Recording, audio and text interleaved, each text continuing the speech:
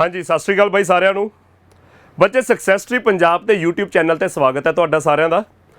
ਜਿਵੇਂ ਤੁਸੀਂ ਜਾਣਦੇ ਹੀ ਹੋ ਕਿ ਅੱਜ ਤੋਂ 2 ਹਫ਼ਤੇ ਪਹਿਲਾਂ ਆਪਾਂ ਸਕਸੈਸ ਟਰੀ ਦੇ YouTube ਚੈਨਲ ਤੇ ਇੱਕ ਫ੍ਰੀ ਆਫ ਕੋਸਟ ਇਨੀਸ਼ੀਏਟ ਲਿਆ ਸੀ ਕਿ ਪੰਜਾਬ ਦੇ ਆਪਣੇ ਅਗਲੇ ਸਮੇਂ 'ਚ ਜਿੰਨੇ ਐਗਜ਼ਾਮਸ ਹੋਣੇ ਨੇ ਉਹਦੇ ਵਿੱਚੋਂ ਨੈਬ ਤਹਿਸੀਲਦਾਰ ਦਾ ਐਗਜ਼ਾਮ ਆਪਣੇ ਖਾਸ ਧਿਆਨ ਦੇ ਵਿੱਚ ਸੀ, ਜਿਹੜਾ ਬੱਚੇ 22 ਮਈ ਨੂੰ ਹੋਣਾ ਤੈਅ ਹੋਇਆ। ਅੱਜ ਸਿਰਫ 3 ਦਿਨ ਦਾ ਸਮਾਂ ਰਹਿ ਗਿਆ। ਨੈਬ ਤਹਿਸੀਲਦਾਰ ਦੇ ਪੇਪਰ ਤੋਂ ਬਾਅਦ ਬੱਚੇ ਕੋਆਪਰੇਟਿਵ ਇੰਸਪੈਕਟਰ ਦਾ ਪੇਪਰ ਕਦੇ ਵੀ ਅਨਾਉਂਸ ਹੋ ਸਕਦਾ ਕਿ ਉਹਦੀ ਡੇਟ ਕਦੇ ਵੀ ਆ ਸਕਦੀ ਹੈ। ਇਹ ਦੋਨੇ ਪੇਪਰ ਆਪਣੇ PPSC ਨੇ ਕੰਡਕਟ ਕਰਨੇ ਸੀ। ਇਸ ਤੋਂ ਬਿਨਾ ਪੰਜਾਬ ਪੁਲਿਸ ਦੀ ਜਿਹੜੀ ਪਿਛਲੇ ਸਾਲ ਭਰਤੀ ਨਿਕਲੀ ਸੀ ਸਬ ਇੰਸਪੈਕਟਰ ਦਾ ਪੇਪਰ ਹਾਲਾਂਕਿ ਕੈਂਸਲ ਹੋ ਗਿਆ ਸੀ, ਤਾਂ ਸਬ ਇੰਸਪੈਕਟਰ ਦਾ ਉਹ ਪੇਪਰ ਵੀ ਦੁਬਾਰਾ ਹੋਣਾ ਤੇ ਹੁਣ 10,000 ਦੇ ਕਰੀਬ ਦੁਬਾਰਾ ਪੋਸਟਾਂ ਅਨਾਉਂਸ ਹੋਈਆਂ ਨੇ ਕਿ ਉਹਨਾਂ ਦੀ ਐਡਵਰਟਾਈਜ਼ਮੈਂਟ ਕਦੇ ਵੀ ਆ ਸਕਦੀ ਹੈ, ਜਿਹਦੇ ਵਿੱਚ ਸਬ ਇੰਸਪੈਕਟਰ ਤੇ ਕਾਂਸਟੇਬਲ ਦੀ ਭਰਤੀ ਨਿਕਲਣੀ ਹੈ। ਇਸ ਤੋਂ ਬਿਨਾ ਆਪਣੇ ਕੁਝ ਐਗਜ਼ਾਮਸ ਹੋਰ ਨਿਕਲੇ ਹੋਏ ਨੇ ਜਿਨ੍ਹਾਂ ਦੀ ਆਪਾਂ ਐਡਵਰਟਾਈਜ਼ਮੈਂਟਸ ਦੇਖ ਚੁੱਕੇ ਹਾਂਗੇ। ਆਪਣੇ ਪੇਪਰ ਭਰਨੇ ਵੀ ਸ਼ੁਰੂ ਹੋ ਗਏ। ਕੋਆਪਰੇਟਿਵ ਬੈਂਕ ਦੇ ਆਪਣੇ ਮੈਨੇਜਰ ਤੇ ਕਲਰਕ ਦੀਆਂ ਭਰਤੀਆਂ ਨਿਕਲੀਆਂ ਹੋਈਆਂ ਨੇ। ਆਪਣਾ PSSS ਵੀ ਕਲਰਕ ਨਿਕਲਿਆ, ਐਕਸਾਈਜ਼ ਇੰਸਪੈਕਟਰ ਨਿਕਲਿਆ, ਹੋਰ ਕੁਝ ਐਗਜ਼ਾਮਸ ਨਿਕਲੇ ਹੋਏ ਨੇ ਤੇ ਕੁਝ ਐਗਜ਼ਾਮਸ ਜਿਹੜੇ ਅਗਲੇ ਸਮੇਂ ਦੇ ਵਿੱਚ ਨਿਕਲਣੇ ਨੇ। ਪਟਵਾਰੀ ਬਾਰੇ ਗੱਲ ਆ ਰਹੀ ਹੈ ਕਿ 800 ਤੋਂ ਜ਼ਿਆਦਾ ਭਰਤੀ ਪਟਵਾਰੀ ਦੀ ਹੁਣ ਨਿਕਲਣ ਵਾਲੀ ਹੈ। ਆਪਾਂ ਪਟਵਾਰੀ ਬਾਰੇ ਲਗਾਤਾਰ ਗੱਲ ਕਰ ਰਹੇ ਸੀ ਕਿ ਪਟਵਾਰੀ ਤੇ ਪੰਚਾਇਤ ਸੈਕਟਰੀ ਦਾ ਪੇਪਰ ਨਿਕਲਣਾ ਹੈ, ADTO ਦਾ ਪੇਪਰ ਵੀ ਨਿਕਲਣਾ ਹੈ। ਤਾਂ ਪਟਵਾਰੀ ਦੀ ਅਨਾਉਂਸਮੈਂਟ ਹਵਾ 'ਚ ਆ ਚੁੱਕੀ ਹੈ। ਕਦੇ ਵੀ ਜ਼ਮੀਨੀ ਪੱਧਰ ਤੇ ਆਪਾਂ ਉਹਦੀ ਐਡਵਰਟਾਈਜ਼ਮੈਂਟ ਦੇਖ ਸਕਦੇ ਹਾਂ। ਤਾਂ ਬੱਚੇ ਪੰਜਾਬ ਦੇ ਜਿਹੜੇ ਅਗਲੇ ਸਮੇਂ 'ਚ ਪੇਪਰ ਹੋਣੇ ਨੇ, ਇਸ ਐਤਵਾਰ ਤੋਂ ਸ਼ੁਰੂ ਹੋ ਜਾਣਗੇ ਪੇਪਰ ਤੇ ਅਗਲੇ ਕਿੰਨੇ ਹੀ ਮਹੀਨੇ ਆਪਣੇ ਪੇਪਰ ਹੁੰਦੇ ਜਾਣੇ ਨੇ। ਉਹਨਾਂ ਦੇ ਵਿੱਚ ਕੁਆਂਟਸ ਤੇ ਰੀਜ਼ਨਿੰਗ ਦੇ ਲਈ ਆਪਾਂ PYQ ਦਾ ਪੂਰਾ 1 ਮਹੀਨਾ ਸੈਸ਼ਨ ਚਲਾ ਕੇ ਰੱਖਿਆ। ਵਿਸਾਖੀ ਵਾਲੇ ਦਿਨ ਤੋਂ ਸੈਸ਼ਨ ਸ਼ੁਰੂ ਕਰਕੇ ਆਪਾਂ ਪਰਸੋਂ ਨਿਬੇੜਿਆ। ਤਾਂ PYQ ਦੇ ਵਿੱਚ ਆਪਾਂ ਮੈਥ ਤੇ ਰੀਜ਼ਨਿੰਗ ਲਗਭਗ ਸਾਰਾ ਕਵਰ ਕਰ ਲਿਆ ਸੀਗਾ। ਜਿੰਨਾ ਪੰਜਾਬ ਦੇ ਪੁਰਾਣੇ ਪੇਪਰਾਂ 'ਚ ਮੈਥ ਜਾਂ ਰੀਜ਼ਨਿੰਗ ਬਾਰੇ ਕੁਝ ਪੁੱਛਿਆ ਗਿਆ ਉਹ ਸਾਰੇ ਸਵਾਲ, ਉਹਨਾਂ ਦੇ ਨਾਲ ਦੇ ਕੁਝ ਮਿਲਦੇ ਜੁਲਦੇ ਸਿਮਿਲਰ ਸਵਾਲ ਤੇ ਜਿਹੜੇ ਕੁਝ ਮੋਸਟ ਐਕਸਪੈਕਟਡ ਕੁਐਸਚਨਸ ਐਤਕੀ ਆਉਣ ਦੇ ਚਾਂਸ ਨੇ ਜਿਹੜੇ ਹੁਣ ਸਾਡੇ ਐਗਜ਼ਾਮਸ ਹੋਣੇ, ਤਾਂ ਲਗਭਗ ਆਪਾਂ ਸਾਰਾ ਕੁਝ ਕਵਰ ਕੀਤਾ। ਇਸ ਦੇ ਨਾਲ ਬੱਚੇ ਜਿਹੜੇ ਮੈਂ PPSC ਦੇ ਪੇਪਰਾਂ ਦੀ ਖਾਸ ਗੱਲ ਕਰ ਰਿਹਾ ਕਿ ਇਹ ਪੇਪਰ PPSC ਨੇ ਕੰਡਕਟ ਕਰਨੇ ਆ, ਤਾਂ PPSC ਦੇ ਐਗਜ਼ਾਮਸ ਦੇ ਵਿੱਚ ਹਮੇਸ਼ਾ DI ਵੀ ਪੁੱਛੀ ਜਾਂਦੀ ਰਹੀ ਆ। ਤੇ ਮੈਂ ਹਰ ਕਲਾਸ 'ਚ ਲਗਭਗ ਕਹਿੰਦਾ ਕਿ ਬੱਚੇ 2-3 ਸਾਲ ਦਾ ਜੇ ਟ੍ਰੈਂਡ ਨੋਟ ਕਰੀਏ ਪਿਛਲੇ 2018-19 ਤੋਂ ਬਾਅਦ ਅਗਲੇ 3 ਸਾਲ, ਤਾਂ PPSC ਨੇ ਆਪਣੇ ਪੇਪਰਾਂ 'ਚ DI ਦੀ ਵੇਟੇਜ ਵਧਾਈ ਹੈ, ਲੈਵਲ ਵੀ ਥੋੜ੍ਹਾ ਜਿਹਾ ਚੱਕਿਆ।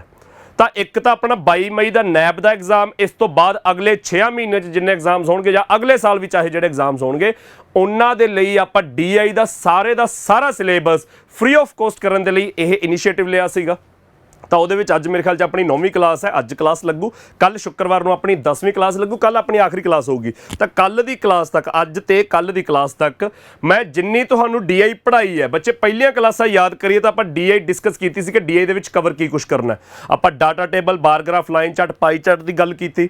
ਆਪਾਂ ਇਹਨਾਂ ਦੀਆਂ ਇਮੇਜਸ ਨੂੰ ਸਮਝਿਆ, ਇਹਨਾਂ 'ਚ ਡਾਟਾ ਕਿਵੇਂ ਦਿੱਤਾ ਜਾਂਦਾ ਹੈ ਤੇ ਉਹ ਸਾਰੀ ਦੀ ਸਾਰੀ ਇਨਫੋਰਮੇਸ਼ਨ ਜਿਹੜੀ ਗਿਵਨ ਹੈ ਉਹਦਾ ਐਨਾਲਿਸਿਸ ਕਿਵੇਂ ਕਰਨਾ ਹੈ ਉਹ ਸਾਰਾ ਸਮਝਿਆ। ਫਿਰ ਸਾਡੇ ਕੀ ਸਵਾਲ ਪੁੱਛੇ ਜਾ ਸਕਦੇ ਨੇ, ਐਗਜ਼ਾਮੀਨਰ ਕਿਵੇਂ ਜੇ ਪਰਸੈਂਟੇਜ ਕੱਢਣ ਨੂੰ ਕਹਿ ਸਕਦਾ, ਕਿਵੇਂ ਜੇ ਐਗਜ਼ਾਮੀਨਰ ਰੇਸ਼ੋ ਪੁੱਛ ਸਕਦਾ ਹੈ, ਜਾਂ ਐਗਜ਼ਾਮੀਨਰ ਐਵਰੇਜ ਪਲੱਸ ਜਾਂ ਮਾਈਨਸ ਕਰਨਾ ਪੈ ਰਿਹਾ, ਕਿਸ ਕਿਸਮ ਦੀ ਕੈਲਕੂਲੇਸ਼ਨ ਹੋ ਰਹੀ ਹੈ। ਆਪਾਂ ਬੱਚੇ ਪਹਿਲੀਆਂ ਕਲਾਸਾਂ ਤੋਂ ਇਹ ਸਭ ਕੁਝ ਕਵਰ ਕਰਦੇ ਆ ਰਹੇ ਹਾਂ।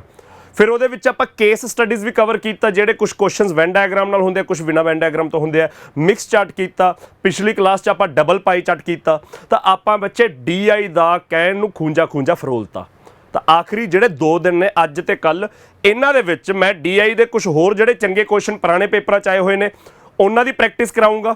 ਮੈਂ ਪਹਿਲੀਆਂ ਕਲਾਸਾਂ 'ਚ ਸ਼ੁਰੂ 'ਚ ਕਿਹਾ ਸੀਗਾ ਕਿ ਮੈਂ ਹਰ ਕਲਾਸ 'ਚ ਤੁਹਾਨੂੰ ਇੱਕ ਕੁਐਸਚਨ ਹੋਮਵਰਕ ਦਿੰਦਾ ਜਾਊਂਗਾ। ਤਾਂ ਬੱਚੇ ਹੋਮਵਰਕ ਵਾਲੇ ਕੁਐਸਚਨਸ ਦੇ ਵਿੱਚ ਜਿਹੜੇ ਤੁਹਾਡੇ ਡਾਊਟਸ ਸੀਗੇ, ਅੱਜ ਤੋਂ ਮੈਂ ਉਹ ਡਾਊਟਸ ਵੀ ਲੈਣੇ ਸ਼ੁਰੂ ਕਰੂੰਗਾ। ਤਾਂ ਪਰਸੋਂ ਜਾਂ ਚੌਥੇ ਦੀ ਮੇਰੇ ਖਿਆਲ 'ਚ ਕਲਾਸ ਦੇ ਵਿੱਚ ਮੈਂ ਤੁਹਾਨੂੰ ਇੱਕ ਮਿਕਸ ਚਾਰਟ ਦਾ ਕੁਐਸਚਨ ਦਿੱਤਾ ਸੀ ਹੋਮਵਰਕ, ਨੋਕੀਆ ਤੇ ਸੈਮਸੰਗ ਵਾਲਾ, ਜਿਹਦੇ ਬਾਰੇ ਕਾਫੀ ਬੱਚਿਆਂ ਨੇ ਕਮੈਂਟ ਸੈਕਸ਼ਨ 'ਚ ਕਿਹਾ ਕਿ ਉਹ ਕੁਐਸਚਨ ਨਹੀਂ ਹੋਇਆ। ਤਾਂ ਅੱਜ ਦੀ ਕਲਾਸ ਦੇ ਵਿੱਚ 2 ਕੁਐਸਚਨ ਆਪਾਂ ਆਪਣੇ ਵੱਲੋਂ ਕਰਾਂਗੇ। ਤੀਜਾ ਨੋਕੀਆ ਤੇ ਸੈਮਸੰਗ ਵਾਲਾ ਜਿਹੜਾ ਮਿਕਸ ਚਾਰਟ ਦਾ ਕੁਐਸਚਨ ਸੀ ਉਹ ਵੀ ਮੈਂ ਅੱਜ ਦੀ ਕਲਾਸ ਦੇ ਵਿੱਚ ਕਰਵਾਊਂਗਾ। ਤਾਂ ਬੱਚੇ ਅੱਜ ਦੀ ਆਪਾਂ ਕਲਾਸ ਸਟਾਰਟ ਕਰਦੇ ਹਾਂ। ਜਿੰਨੇ ਬੱਚੇ ਜੁੜ ਚੁੱਕੇ ਨੇ ਸਾਰੇ ਬੱਚੇ ਸੈਸ਼ਨ ਨੂੰ ਇੱਕ ਵਾਰ ਲਾਈਕ ਤੇ ਸ਼ੇਅਰ ਕਰਦੇ ਜਾਓ, ਹੋਰ ਸਟੂਡੈਂਟਸ ਨੂੰ ਪਤਾ ਲੱਗ ਜੇ, ਹੋਰ ਇੰਗੇਜਮੈਂਟ ਹੋ ਜੇ। ਜਿੰਨਾ ਜ਼ਿਆਦਾ ਆਪਾਂ ਇੰਗੇਜ ਕਰਾਂਗੇ ਇੱਕ ਦੂਜੇ ਦੇ ਨਾਲ, ਓਨਾ ਜ਼ਿਆਦਾ ਸਿੱਖਦੇ ਹੁੰਦੇ ਆ। ਤਾਂ ਸੈਸ਼ਨ ਸ਼ੇਅਰ ਕਰ ਦਿਓ। ਆਪਾਂ ਸਟਾਰਟ ਕਰਦੇ ਹਾਂ ਬੱਚੇ ਅੱਜ ਦੀ ਕਲਾਸ। ਆਪਣਾ ਪਹਿਲਾ ਸਵਾਲ ਕਾਹਦੇ ਬਾਰੇ ਹੈ? ਪਹਿਲਾ ਸਵਾਲ ਆਪਣਾ ਲਾਈਨ ਚਾਰਟ ਦਿੱਤਾ ਹੋਇਆ ਤੇ ਲਾਈਨ ਚਾਰਟ 'ਚ ਗਿਵਨ ਕੀ ਹੈ? The following line graph gives the percent profit earned by 2 companies X and Y during the period 1996 ਤੋਂ 2001 ਤੱਕ। ਤਾਂ ਬੱਚੇ 2 ਕੰਪਨੀਆਂ ਨੇ X ਤੇ Y, ਇਹਨਾਂ ਦੋਹਾਂ ਕੰਪਨੀਆਂ ਦਾ 6 ਸਾਲ ਦਾ ਡਾਟਾ ਗਿਵਨ ਹੈ ਸਾਨੂੰ 1996 ਤੋਂ ਲੈ ਕੇ 2001 ਤੱਕ। ਤੇ ਡਾਟਾ ਕਾਹਦਾ ਗਿਵਨ ਹੈ ਕਿ ਇਹਨਾਂ ਨੂੰ ਕਿੰਨੇ ਪਰਸੈਂਟ ਦਾ ਪ੍ਰੋਫਿਟ ਹੋਇਆ। ਤਾਂ ਬੱਚੇ ਸਾਨੂੰ ਇਨਫੋਰਮੇਸ਼ਨ ਕੀ ਗਿਵਨ ਹੈ ਲਾਈਨ ਚਾਰਟ ਦੇ ਵਿੱਚ? ਪਰਸੈਂਟ ਪ੍ਰੋਫਿਟ ਗਿਵਨ ਹੈ। ਤੇ ਪਰਸੈਂਟ ਪ੍ਰੋਫਿਟ ਹੁੰਦਾ ਕਾਹਦੇ ਤੇ ਹੈ? Percent profit earned by two companies X and Y over the given year ਜੇ ਸਾਨੂੰ ਗਿਵਨ ਹੈ। ਤੇ ਪਰਸੈਂਟ ਪ੍ਰੋਫਿਟ ਕੈਲਕੂਲੇਟ ਕਿਵੇਂ ਕਰਨਾ ਹੈ? Income minus expenditure divide by expenditure into 100। ਇਹ ਐਗਜ਼ਾਮੀਨਰ ਨੇ ਡਿਸਕ੍ਰਿਪਸ਼ਨ ਦੇ ਵਿੱਚ ਆਪ ਲਿਖਤਾ ਕਿ ਪਰਸੈਂਟ ਪ੍ਰੋਫਿਟ ਕਿਵੇਂ ਕੱਢੀਦਾ ਹੁੰਦਾ ਹੈ? Income minus expenditure divide by expenditure into 100। ਬੱਚੇ ਜੇ ਆਪਾਂ ਦੋਨੇ ਟਰਮਸ ਦੇਖੀਏ ਇਨਕਮ ਤੇ ਐਕਸਪੈਂਡੀਚਰ, ਇਨਕਮ ਹੁੰਦੀ ਹੈ ਕਮਾਈ, ਐਕਸਪੈਂਡੀਚਰ ਹੁੰਦਾ ਖਰਚਾ। ਹਾਂਜੀ, ਜਦੋਂ ਆਪਾਂ ਕਿਸੇ ਕੰਪਨੀ ਦੀ ਗੱਲ ਕਰਦੇ ਹਾਂ, ਕਿਸੇ ਬਿਜ਼ਨਸਮੈਨ ਨੇ ਕੋਈ ਕੰਪਨੀ ਖੋਲੀ ਹੈ ਤਾਂ ਕੰਪਨੀ ਦੇ ਵਿੱਚ ਕਮਾਈ ਖਰਚੇ ਚੋਂ ਪਹਿਲਾਂ ਕੀ ਹੋਊਗਾ? ਪਹਿਲਾਂ ਕੁਝ ਖਰਚਾ ਹੋਊਗਾ। ਜਿਵੇਂ ਆਪਾਂ ਜੇ ਛੋਟੀ ਮੋਟੀ ਪ੍ਰੋਫਿਟ ਲੋਸ ਚੈਪਟਰ ਦੀ ਗੱਲ ਕਰੀਏ, ਮੇਰੀ ਮੰਨ ਲਓ ਦੁਕਾਨ ਹੈ, ਮੈਂ ਦੁਕਾਨਦਾਰ ਹਾਂ, ਮੇਰੀ ਕਿਤਾਬਾਂ ਦੀ ਦੁਕਾਨ ਹੈ, ਤਾਂ ਜੇ ਮੈਂ ਕੋਈ ਕਿਤਾਬ ਵੇਚਣੀ ਹੈ ਤਾਂ ਪਹਿਲਾਂ ਮੈਂ ਉਹ ਕਿਤਾਬ ਖਰੀਦੂੰਗਾ। ਇੰਨੀ ਗੱਲ ਕਲੀਅਰ ਹੈ ਨਾ ਸਾਰਿਆਂ ਨੂੰ? ਪਹਿਲਾਂ ਕਾਸਟ ਪ੍ਰਾਈਸ, ਫਿਰ ਆਪਾਂ ਅੱਗੇ ਕਿਤਾਬ ਵੇਚਾਂਗੇ, ਸੈੱਲ ਕਰਾਂਗੇ ਤਾਂ ਸੈਲਿੰਗ ਪ੍ਰਾਈਸ। ਤਾਂ ਪਹਿਲਾਂ ਖਰਚਾ ਹੋ ਰਿਹਾ ਹੈ, ਉਹ ਕਾਸਟ ਪ੍ਰਾਈਸ ਹੈ, ਫਿਰ ਅੱਗੇ ਕਿਤਾਬ ਵੇਚ ਰਹੇ ਤਾਂ ਉਹ ਕਮਾਈ ਹੋ ਰਹੀ ਹੈ, ਉਹ ਸੈਲਿੰਗ ਪ੍ਰਾਈਸ ਹੈ। ਤੇ ਜੇ ਖਰਚਾ ਘੱਟ ਹੋਵੇ ਤੇ ਕਮਾਈ ਜ਼ਿਆਦਾ ਹੋ ਜੇ ਤਾਂ ਆਪਾਂ ਕਹਿ ਦਿੰਦੇ ਹਾਂ ਕਿ ਪ੍ਰੋਫਿਟ ਹੋ ਗਿਆ। ਤਾਂ ਪ੍ਰੋਫਿਟ ਕਿਹਦੇ ਬਰਾਬਰ ਹੁੰਦਾ ਹੈ? SP minus CP। ਇੱਥੇ CP ਦੀ ਥਾਂ ਤੇ ਐਕਸਪੈਂਡੀਚਰ ਹੈ, SP ਦੀ ਥਾਂ ਤੇ ਇਨਕਮ ਹੈ। ਤਾਂ ਬੱਚੇ ਪ੍ਰੋਫਿਟ ਕਿੰਨਾ ਹੋ ਜਾਊਗਾ? ਕੱਲਾ ਪ੍ਰੋਫਿਟ ਰੁਪੀਸ ਦੇ ਵਿੱਚ ਪ੍ਰੋਫਿਟ ਕਿੰਨਾ ਹੋ ਜਾਊਗਾ? Income minus expenditure. ਤੇ ਜੇ ਆਪਾਂ ਉਹਦੀ ਪਰਸੈਂਟੇਜ ਕੱਢਣੀ ਆ ਤਾਂ ਪਰਸੈਂਟੇਜ ਕੱਢਣ ਦਾ ਮਤਲਬ ਹਮੇਸ਼ਾ ਹੁੰਦਾ ਕਿ ਉਹਨੂੰ ਕੰਪੇਅਰ ਕਰਾਂਗੇ। ਤੇ ਕੰਪੇਅਰ ਕਿਹਦੇ ਨਾਲ ਕਰਾਂਗੇ? ਉੱਥੇ ਆਪਾਂ CP ਦੇ ਨਾਲ ਕਰਦੇ ਹਾਂ, ਇੱਥੇ ਆਪਾਂ ਐਕਸਪੈਂਡੀਚਰ ਦੇ ਨਾਲ ਕਰਾਂਗੇ। ਸੋ ਪਰਸੈਂਟ ਪ੍ਰੋਫਿਟ ਹਮੇਸ਼ਾ ਬੱਚੇ ਕਿਵੇਂ ਕੈਲਕੂਲੇਟ ਹੋਊਗਾ? ਇਨਕਮ ਚੋਂ ਐਕਸਪੈਂਡੀਚਰ ਮਾਈਨਸ ਕਰ ਦਾਂਗੇ ਤਾਂ ਆ ਗਿਆ ਕੱਲਾ ਪ੍ਰੋਫਿਟ ਰੁਪੀਸ ਦੇ ਵਿੱਚ, divide by expenditure into 100। Profit loss ਦੀ ਐਗਜ਼ਾਮਪਲ ਲੈ ਕੇ ਇਹਨੂੰ ਸਮਝਿਆਗਾ ਤਾਂ ਪ੍ਰੋਫਿਟ ਲੋਸ ਚੈਪਟਰ ਦੇ ਵਿੱਚ ਕੀ ਹੁੰਦਾ ਹੈ? ਕਿਉਂਕਿ ਪ੍ਰੋਫਿਟ ਚਾਹੇ ਲਾਸ ਹੋਵੇ, ਇੱਥੇ ਕੱਲਾ ਪ੍ਰੋਫਿਟ ਦਾ ਡਾਟਾ ਗਿਵਨ ਹੈ। ਪ੍ਰੋਫਿਟ ਜਾਂ ਲਾਸ ਜੋ ਵੀ ਹੁੰਦਾ ਹੈ ਰੁਪੀਸ ਦੇ ਵਿੱਚ ਤਾਂ ਆਪਾਂ ਕੈਲਕੂਲੇਟ ਕਰ ਲੈਂਦੇ ਹਾਂ। ਪਰਸੈਂਟੇਜ ਦੇ ਵਿੱਚ ਜਦੋਂ ਆਪਾਂ ਪ੍ਰੋਫਿਟ ਪਰਸੈਂਟ ਕੈਲਕੂਲੇਟ ਕਰਦੇ ਹਾਂ ਤਾਂ ਬੱਚੇ ਆਪਾਂ ਹਮੇਸ਼ਾ CP ਤੋਂ ਕੱਢਦੇ ਹਾਂ। ਤੇ ਕੰਪੈਰੀਜ਼ਨ ਕਿਉਂਕਿ CP ਨਾਲ ਹੁੰਦਾ ਹੈ, CP ਨੂੰ ਹੇਠਾਂ ਰੱਖਦੇ ਆ। ਸੋ ਦੈਟਸ ਦਾ ਰੀਜ਼ਨ ਕਿ CP ਹਮੇਸ਼ਾ 100% ਲਿਆ ਜਾਂਦਾ ਹੈ। ਤਾਂ ਪ੍ਰੋਫਿਟ ਲੋਸ ਚੈਪਟਰ 'ਚ ਆਪਾਂ CP ਨੂੰ 100% ਲੈਂਦੇ ਆ, ਇੱਥੇ ਆਪਾਂ ਐਕਸਪੈਂਡੀਚਰ ਨੂੰ 100% ਲਵਾਂਗੇ। ਤਾਂ ਇਹ ਹਮੇਸ਼ਾ ਯਾਦ ਰੱਖਣਾ ਹੈ। ਪਰਸੈਂਟੇਜ ਕੱਢਣ ਵੇਲੇ ਜਿਹਦੇ ਨਾਲ ਵੀ ਕੰਪੈਰੀਜ਼ਨ ਹੁੰਦਾ ਉਹ ਚੀਜ਼ ਆਪਣੇ ਆਪ 'ਚ 100% ਹੁੰਦੀ ਹੈ, ਤਾਂ ਇੱਥੇ ਐਕਸਪੈਂਡੀਚਰ ਹਮੇਸ਼ਾ 100% ਲਿਆ ਜਾਊਗਾ। ਤਾਂ ਜਿਹੜੀ ਮਰਜ਼ੀ ਕੰਪਨੀ ਦੀ ਗੱਲ ਕਰ ਲਓ, X ਤੇ Y ਦੇ ਵਿੱਚੋਂ ਬੱਚੇ ਲਾਲ ਰੰਗ ਦੀ ਜਿਹੜੀ ਲਾਈਨ ਆ ਉਹ X ਦੀ ਹੈ, ਨੀਲੇ ਰੰਗ ਦੀ ਲਾਈਨ Y ਦੀ ਹੈ। ਤਾਂ X ਦਾ ਕੱਲਾ X ਦਾ ਡਾਟਾ ਰੀਡ ਕਰਦੇ ਆ ਬੱਚੇ। 1996 ਤੋਂ ਆਖਰੀ 2001 ਸਾਲ ਤੱਕ X ਦਾ ਪਰਸੈਂਟ ਪ੍ਰੋਫਿਟ ਕਿੰਨਾ ਹੈ? ਪਹਿਲੇ ਸਾਲ 40%, ਅਗਲੇ ਸਾਲ 45%, ਤੀਜੇ 'ਚ 55, ਚੌਥੇ 'ਚ 50, 65, 50। ਉਸੇ ਤਰ੍ਹਾਂ Y ਕੰਪਨੀ ਦਾ ਸਾਨੂੰ ਪਰਸੈਂਟ ਪ੍ਰੋਫਿਟ ਦਾ ਡਾਟਾ ਗਿਵਨ ਹੈ 1996, 97, 98 ਤੋਂ ਲੈ ਕੇ 2001 ਤੱਕ। ਤੁਸੀਂ ਇੱਕ ਵਾਰ Y ਤੇ ਹੱਥ ਰੱਖ ਦਿਓ, Y ਨਹੀਂ ਚਾਹੀਦਾ ਸਾਨੂੰ, ਆਪਾਂ ਇਕੱਲੇ X ਨੂੰ ਰੀਡ ਕਰਦੇ ਹਾਂ। ਲਾਲ ਰੰਗ ਦੀ ਲਾਈਨ ਰੀਡ ਕਰਦੇ ਹਾਂ ਬੱਚੇ। ਜੇ ਐਗਜ਼ਾਮੀਨਰ ਸਾਨੂੰ ਸਵਾਲ ਪੁੱਛੇ ਕਿ ਕਿਹੜੀ ਕੰਪਨੀ ਨੂੰ, ਮੈਂ ਆਪਣੇ ਵੱਲੋਂ ਇੱਕ ਸਵਾਲ ਤੁਹਾਨੂੰ ਪੁੱਛ ਰਿਹਾ, ਸੌਰੀ ਕਿਹੜੀ ਕੰਪਨੀ ਨਹੀਂ, ਇਕੱਲੇ X ਕੰਪਨੀ ਦੀ ਗੱਲ ਕਰ ਰਿਹਾ। ਐਗਜ਼ਾਮੀਨਰ ਜੇ ਸਾਨੂੰ ਸਵਾਲ ਪੁੱਛੇ ਕਿ ਭਾਈ X ਕੰਪਨੀ ਨੂੰ ਕਿਹੜੇ ਸਾਲ ਸਭ ਤੋਂ ਜ਼ਿਆਦਾ ਪ੍ਰੋਫਿਟ ਹੋਇਆ, X ਕੰਪਨੀ ਨੂੰ, ਮੈਂ ਕੰਪਨੀ X ਲਿਖਤਾ, ਕੰਪਨੀ X ਨੂੰ ਕਿਹੜੇ ਸਾਲ ਮੈਕਸਿਮਮ ਪ੍ਰੋਫਿਟ ਹੋਇਆ? ਹਾਂਜੀ ਬੱਚੇ, ਐਗਜ਼ਾਮੀਨਰ ਪੁੱਛ ਰਿਹਾ ਕਿ X ਕੰਪਨੀ ਦਾ ਡਾਟਾ ਦੇਖ ਕੇ ਦੱਸੋ ਉਹਨੂੰ ਕਿਹੜੇ ਸਾਲ ਸਭ ਤੋਂ ਜ਼ਿਆਦਾ ਪ੍ਰੋਫਿਟ ਹੋਇਆ। ਤਾਂ ਬੱਚੇ X ਕੰਪਨੀ ਨੂੰ ਪਹਿਲੇ ਸਾਲ ਕਿੰਨਾ ਪ੍ਰੋਫਿਟ ਹੈ? 40%, ਅਗਲੇ ਸਾਲ 45%, ਉਸ ਤੋਂ ਅਗਲੇ ਸਾਲ 55%, ਦੈਨ 50%, ਦੈਨ 65%, ਫਿਰ 50% ਰਹਿ ਗਿਆ। ਤਾਂ ਬੱਚੇ ਇਹ X ਕੰਪਨੀ ਦਾ ਪਰਸੈਂਟ ਪ੍ਰੋਫਿਟ 'ਚ ਡਾਟਾ ਗਿਵਨ ਹੈ ਸਾਨੂੰ। ਤਾਂ ਕਿਹੜੇ ਸਾਲ 'ਚ ਮੈਕਸਿਮਮ ਹੈ? ਸਭ ਤੋਂ ਵੱਡੀ ਵੈਲਿਊ ਤਾਂ ਸਾਨੂੰ 65 ਦਿਖ ਰਹੀ ਹੈ। ਧਿਆਨ ਨਾਲ ਸੁਣੋ, ਸਭ ਤੋਂ ਵੱਡੀ ਵੈਲਿਊ ਸਾਨੂੰ 65 ਦਿਖ ਰਹੀ ਹੈ, 65। ਤਾਂ 65 ਕੀ ਹੈ? ਬੇਸਿਕਲੀ 65% ਦਾ ਪ੍ਰੋਫਿਟ ਹੋਇਆ। ਪ੍ਰੋਫਿਟ ਪਰਸੈਂਟ ਦਾ ਡਾਟਾ ਗਿਵਨ ਹੈ ਨਾ, 65% ਦਾ ਪ੍ਰੋਫਿਟ ਹੋਇਆ, ਬਾਕੀ ਸਾਰੀਆਂ ਵੈਲਿਊਜ਼ ਉਹ ਤੋਂ ਛੋਟੀਆਂ ਨੇ। ਸੋ ਮੈਕਸਿਮਮ ਪ੍ਰੋਫਿਟ ਕਿਹੜੇ ਸਾਲ ਹੋਇਆ? ਮੈਕਸਿਮਮ ਪ੍ਰੋਫਿਟ ਬੱਚੇ 2000 ਦੇ ਵਿੱਚ, ਮੈਕਸਿਮਮ ਪ੍ਰੋਫਿਟ 2000 ਦੇ ਵਿੱਚ ਨਹੀਂ ਹੋਇਆ। 65% ਜਿਹੜੀ ਹਾਈਐਸਟ ਵੈਲਿਊ ਆ ਉਹ ਤਾਂ 2000 ਦੇ ਵਿੱਚ ਹੈ ਨਾ। ਤਾਂ ਦੇਖ ਕੇ ਤਾਂ ਲੱਗਦਾ ਹੈਗਾ ਕਿ ਭਾਈ ਬਾਕੀ ਸਾਲਾਂ 'ਚ ਤਾਂ ਘੱਟ ਪ੍ਰੋਫਿਟ ਪਰਸੈਂਟ ਹੈ, 2000 ਦੇ ਵਿੱਚ ਮੈਕਸਿਮਮ ਹੈ, ਸਭ ਤੋਂ ਵੱਡੀ ਵੈਲਿਊ ਹੈ ਜਿਹੜੀ। ਤਾਂ ਮੈਕਸਿਮਮ ਪ੍ਰੋਫਿਟ X ਕੰਪਨੀ ਦੀ ਹੀ ਗੱਲ ਹੋ ਰਹੀ ਹੈ। ਮੈਕਸਿਮਮ ਪ੍ਰੋਫਿਟ ਸਨ 2000 ਦੇ ਵਿੱਚ ਨਹੀਂ ਹੋਇਆ। ਕਿਉਂ ਨਹੀਂ ਹੋਇਆ? ਧਿਆਨ ਨਾਲ ਸੁਣੋ। ਕਿਉਂਕਿ ਬੱਚੇ ਐਗਜ਼ਾਮੀਨਰ ਨੇ ਟਰਮ ਕੀ ਲਿਖੀ ਹੈ ਕਿ ਕੰਪਨੀ X ਨੂੰ ਕਿਹੜੇ ਸਾਲ ਮੈਕਸਿਮਮ ਪ੍ਰੋਫਿਟ ਹੋਇਆ। ਐਗਜ਼ਾਮੀਨਰ ਨੇ ਟਰਮ ਲਿਖੀ ਹੈ ਕੱਲਾ ਪ੍ਰੋਫਿਟ, ਤੇ ਬੱਚੇ ਕੱਲੇ ਪ੍ਰੋਫਿਟ ਦਾ ਮਤਲਬ ਹੁੰਦਾ ਹੈ ਰੁਪੀਸ ਦੇ ਵਿੱਚ ਕਿਹੜੇ ਸਾਲ ਮੈਕਸਿਮਮ ਪ੍ਰੋਫਿਟ ਹੋਇਆ। ਜਦੋਂ ਕੱਲਾ ਪ੍ਰੋਫਿਟ ਸ਼ਬਦ ਲਿਖਿਆ ਜਾਂਦਾ ਮਤਲਬ ਉਹ ਪਰਸੈਂਟੇਜ ਦੇ ਵਿੱਚ ਨਹੀਂ ਕਹਿ ਰਿਹਾ, ਹੁਣ ਉਹ ਰੁਪੀਸ 'ਚ ਕਹਿ ਰਿਹਾ ਕਿ ਰੁਪੀਸ ਦੇ ਵਿੱਚ ਦੱਸੋ ਕਿਹੜੇ ਸਾਲ ਸਭ ਤੋਂ ਜ਼ਿਆਦਾ ਪ੍ਰੋਫਿਟ ਹੋਇਆ। ਜੇ ਐਗਜ਼ਾਮੀਨਰ ਨੇ ਸਾਨੂੰ ਸਵਾਲ ਪੁੱਛਿਆ ਹੁੰਦਾ ਕਿ ਭਾਈ ਐਕਸ ਕੰਪਨੀ ਨੂੰ ਕਿਹੜੇ ਸਾਲ ਦੇ ਵਿੱਚ ਮੈਕਸਿਮਮ ਪ੍ਰੋਫਿਟ ਪਰਸੈਂਟ ਹੋਇਆ, ਫਿਰ ਅਸੀਂ ਕਹਿ ਦਿੰਦੇ ਕਿ ਸਨ 2000 ਦੇ ਵਿੱਚ ਮੈਕਸਿਮਮ ਪ੍ਰੋਫਿਟ ਪਰਸੈਂਟ ਹੈ। ਪਰ ਹੁਣ ਉਹਨੇ ਪਰਸੈਂਟ ਸ਼ਬਦ ਨਹੀਂ ਲਿਖਿਆ, ਕੱਲਾ ਪ੍ਰੋਫਿਟ ਲਿਖਿਆ, ਮਤਲਬ ਉਹ ਰੁਪੀਸ ਦੀ ਗੱਲ ਕਰ ਰਿਹਾ ਹੈ। ਤਾਂ ਅਸੀਂ ਰੁਪੀਸ 'ਚ ਦੱਸਣਾ ਕਿਹੜੇ ਸਾਲ ਸਭ ਤੋਂ ਜ਼ਿਆਦਾ ਪ੍ਰੋਫਿਟ ਹੋਇਆ। ਤਾਂ ਬੱਚੇ ਪਹਿਲੇ ਸਾਲ ਕਿੰਨਾ ਪ੍ਰੋਫਿਟ ਹੈ? ਪਹਿਲੇ ਸਾਲ 40% ਦਾ ਪ੍ਰੋਫਿਟ ਹੈ। ਪਰ 40% ਕਾਹਦਾ? ਪਹਿਲੇ ਸਾਲ ਐਕਸ ਕੰਪਨੀ ਨੂੰ 40% ਦਾ ਪ੍ਰੋਫਿਟ ਹੈ, ਪਰ 40% ਕਾਹਦਾ? ਮੇਰੀ ਤਨਖਾਹ ਦਾ 40%? ਬਿਲਕੁਲ ਨਹੀਂ। ਜਾਂ ਬਠਿੰਡੇ ਦੀ ਆਬਾਦੀ ਦਾ 40% ਕੱਢਾਂਗੇ? ਬਿਲਕੁਲ ਵੀ ਨਹੀਂ। ਤਾਂ 40% ਪ੍ਰੋਫਿਟ ਕਾਹਦਾ? 40% 1996 ਦੇ ਵਿੱਚ ਹੈ। ਤਾਂ 1996 ਦੇ ਐਕਸਪੈਂਡੀਚਰ ਦਾ 40% ਪ੍ਰੋਫਿਟ ਹੋਇਆ, ਕਿਉਂਕਿ ਪ੍ਰੋਫਿਟ ਬੱਚੇ ਹਮੇਸ਼ਾ ਐਕਸਪੈਂਡੀਚਰ ਦੇ ਉੱਤੇ ਦੇਖਿਆ ਜਾਂਦਾ ਹੈ। ਸੋ ਜਿੰਨਾ ਵੀ 1996 ਦੇ ਵਿੱਚ ਐਕਸਪੈਂਡੀਚਰ ਹੋਊਗਾ ਉਹਦਾ 40% ਪ੍ਰੋਫਿਟ ਹੋਇਆ। ਤਾਂ ਸਾਨੂੰ 1996 ਦਾ ਐਕਸਪੈਂਡੀਚਰ ਹੀ ਨਹੀਂ ਪਤਾ ਕੰਪਨੀ ਦਾ, ਪਰਸੈਂਟੇਜ ਦੇ ਵਿੱਚ ਉਹਨੂੰ ਆਪਾਂ 100% ਮੰਨ ਸਕਦੇ ਹਾਂ। ਕੋਈ ਵੀ ਚੀਜ਼ ਆਪਣੇ ਆਪ 'ਚ ਕੰਪਲੀਟ 100% ਹੁੰਦੀ ਹੈ, ਪਰ ਜਦੋਂ ਆਪਾਂ ਨੂੰ 1996 ਦਾ ਉਹਦਾ ਐਕਸਪੈਂਡੀਚਰ ਨਹੀਂ ਪਤਾ ਤਾਂ ਉਹਦਾ 40% ਕੀ ਬਣ ਜਾਊ ਅਸੀਂ ਨਹੀਂ ਦੱਸ ਸਕਦੇ। 1997 ਦਾ ਐਕਸਪੈਂਡੀਚਰ ਨਹੀਂ ਪਤਾ ਤਾਂ ਉਹਦਾ 45% ਕੀ ਬਣ ਜਾਊ ਅਸੀਂ ਨਹੀਂ ਦੱਸ ਸਕਦੇ।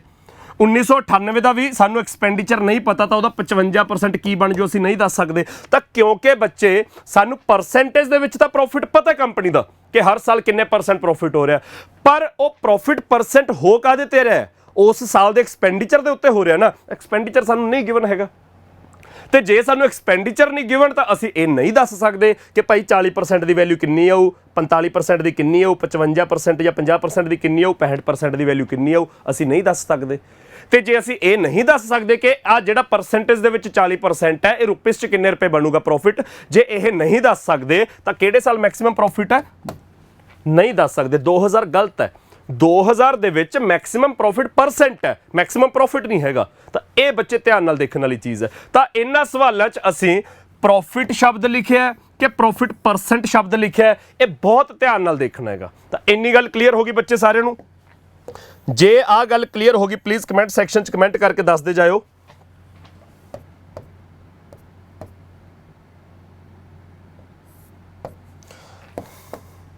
ਹਾਂਜੀ, ਇਸ ਤੋਂ ਬਾਅਦ ਦੇਖੋ ਬੱਚੇ, ਹਲੇ ਇਹਦੇ ਵਿੱਚ ਮੈਂ ਹੋਰ ਚੀਜ਼ਾਂ ਸਮਝਾਉਣਾਗਾ। ਹਾਂਜੀ, ਇਸ ਤੋਂ ਬਾਅਦ ਐਗਜ਼ਾਮੀਨਰ ਕਹਿੰਦਾ ਬੱਚੇ ਆਪਾਂ ਜਿਵੇਂ ਐਕਸ ਕੰਪਨੀ ਦਾ ਕਿਸੇ ਇੱਕ ਸਾਲ ਦਾ ਕਿਸੇ ਦੂਜੇ ਸਾਲ ਦੇ ਨਾਲ ਕੰਪੈਰੀਜ਼ਨ ਨਹੀਂ ਕਰ ਸਕਦੇ, ਤਾਂ ਐਕਸ ਤੇ ਵਾਈ ਦਾ ਵੀ ਕਿਸੇ ਇੱਕ ਸਾਲ ਦਾ ਨਹੀਂ ਕੰਪੈਰੀਜ਼ਨ ਕਰ ਸਕਦੇ। ਅਸੀਂ ਇਹ ਨਹੀਂ ਕਹਿ ਸਕਦੇ ਜੇ ਐਗਜ਼ਾਮੀਨਰ ਸਾਨੂੰ ਪੁੱਛੇ ਕਿ ਸਨ 1998 ਦੇ ਵਿੱਚ ਕਿਹੜੀ ਕੰਪਨੀ ਨੂੰ ਐਕਸ ਤੇ ਵਾਈ ਚੋਂ ਕਿਹੜੀ ਕੰਪਨੀ ਨੂੰ ਜ਼ਿਆਦਾ ਪ੍ਰੋਫਿਟ ਹੋਇਆ, ਤਾਂ 98 ਦੇ ਵਿੱਚ ਐਕਸ ਦਾ ਪ੍ਰੋਫਿਟ ਪਰਸੈਂਟ 55% ਆ, ਵਾਈ ਦਾ 50% ਹੈ। ਤਾਂ ਇਹ ਕਹਿਣਾ ਗਲਤ ਹੈ ਕਿ ਐਕਸ ਨੂੰ ਜ਼ਿਆਦਾ ਪ੍ਰੋਫਿਟ ਹੋਇਆ। ਐਕਸ ਨੂੰ ਜ਼ਿਆਦਾ ਪ੍ਰੋਫਿਟ ਪਰਸੈਂਟ ਮਿਲਿਆ, ਪ੍ਰੋਫਿਟ ਪਰਸੈਂਟ ਜ਼ਿਆਦਾ, ਉਹਦਾ ਪ੍ਰੋਫਿਟ ਜ਼ਿਆਦਾ, ਇਹ ਨਹੀਂ ਪਤਾ ਹੈਗਾ। ਸੋ ਕਾਂਟ ਬੀ ਡਿਟਰਮਾਈਨਡ। ਤਾਂ ਅਸੀਂ ਕੰਪੈਰੀਜ਼ਨ ਨਹੀਂ ਕਰ ਸਕਦੇ ਕਿਉਂਕਿ ਸਾਨੂੰ ਬੱਚੇ ਸਾਰਾ ਡਾਟਾ ਪ੍ਰੋਫਿਟ ਪਰਸੈਂਟ ਦਾ ਗਿਵਨ ਹੈ ਤੇ ਪ੍ਰੋਫਿਟ ਪਰਸੈਂਟ ਐਕਸਪੈਂਡੀਚਰ ਦੇ ਉੱਤੇ ਲੱਗਦਾ ਹੈ। ਐਕਸਪੈਂਡੀਚਰ ਸਾਨੂੰ ਕਿਸੇ ਸਾਲ ਦਾ ਨਹੀਂ ਗਿਵਨ, ਤਾਂ ਅਸੀਂ ਕੋਈ ਵੈਲਿਊ ਨਹੀਂ ਕੱਢ ਸਕਦੇ। ਕੋਈ ਵੈਲਿਊ ਨਹੀਂ ਕੱਢ ਸਕਦੇ ਤਾਂ ਅਸੀਂ ਕੋਈ ਕੰਪੈਰੀਜ਼ਨ ਵੀ ਨਹੀਂ ਕਰ ਸਕਦੇ। ਇੰਨੀ ਗੱਲ ਸਮਝ ਆ ਗਈ ਬੱਚੇ ਸਾਰਿਆਂ ਨੂੰ? ਹਾਂਜੀ, ਜੇ ਇੰਨੀ ਗੱਲ ਸਮਝ ਆ ਗਈ ਫਿਰ ਅੱਗੇ ਆ ਜਾਓ। ਐਕਸਪੈਂਡੀਚਰ ਹਮੇਸ਼ਾ 100%। ਐਕਸਪੈਂਡੀਚਰ ਕਿਸੇ ਮਰਜ਼ੀ ਕੰਪਨੀ ਦੀ ਗੱਲ ਕਰ ਲਓ, ਕਿਸੇ ਮਰਜ਼ੀ ਸਾਲ ਦੀ ਗੱਲ ਕਰ ਲਓ, ਐਕਸਪੈਂਡੀਚਰ ਆਪਣੇ ਆਪ 'ਚ 100% ਹੀ ਹੋਊਗਾ। ਫਿਰ ਜਿਹੜੇ ਮਰਜ਼ੀ ਸਾਲ 'ਚ ਜਿਹੜੀ ਮਰਜ਼ੀ ਕੰਪਨੀ ਚੱਕ ਲਓ। 1997 ਦੇ ਵਿੱਚ ਵਾਈ ਕੰਪਨੀ, 1997 ਦੇ ਵਿੱਚ ਵਾਈ ਕੰਪਨੀ ਨੂੰ ਕਿੰਨਾ ਪ੍ਰੋਫਿਟ ਹੈ? 35% ਦਾ ਪ੍ਰੋਫਿਟ ਹੈ। ਤਾਂ ਬੱਚੇ ਐਕਸਪੈਂਡੀਚਰ ਤਾਂ ਬਾਏ ਡਿਫੋਲਟ ਹੀ ਹਰ ਸਾਲ 100% ਹੋਊਗਾ। ਰੁਪੀਸ ਦੇ ਵਿੱਚ ਉਹਦੀ ਵੈਲਿਊ ਕਦੇ ਅਲੱਗ ਹੋਊਗੀ, ਪਰਸੈਂਟੇਜ ਦੇ ਵਿੱਚ ਤਾਂ ਉਹਨੂੰ ਹਮੇਸ਼ਾ 100% ਹੀ ਲੈਣਾ। ਤਾਂ ਜੇ ਉਹਨੂੰ 35% ਦਾ ਪ੍ਰੋਫਿਟ ਹੈ, ਇਟ ਮੀਨਸ 35% ਦਾ ਪ੍ਰੋਫਿਟ ਹੈ, ਇਟ ਮੀਨਸ ਉਹਦੀ ਇਨਕਮ 135% ਹੈ। ਉਹਦੀ ਇਨਕਮ 135% ਹੈ। ਇਹ ਧਿਆਨ 'ਚ ਰੱਖਣਾ ਹੈ ਕਿ ਐਕਸਪੈਂਡੀਚਰ ਹਮੇਸ਼ਾ 100% ਹੋਊਗਾ। ਜੇ 35% ਦਾ ਪ੍ਰੋਫਿਟ ਹੈ, ਜਿਹੜੀ ਮਰਜ਼ੀ ਕੰਪਨੀ ਦੀ ਜਿਹੜੇ ਮਰਜ਼ੀ ਸਾਲ ਦੀ ਗੱਲ ਕਰ ਲਓ,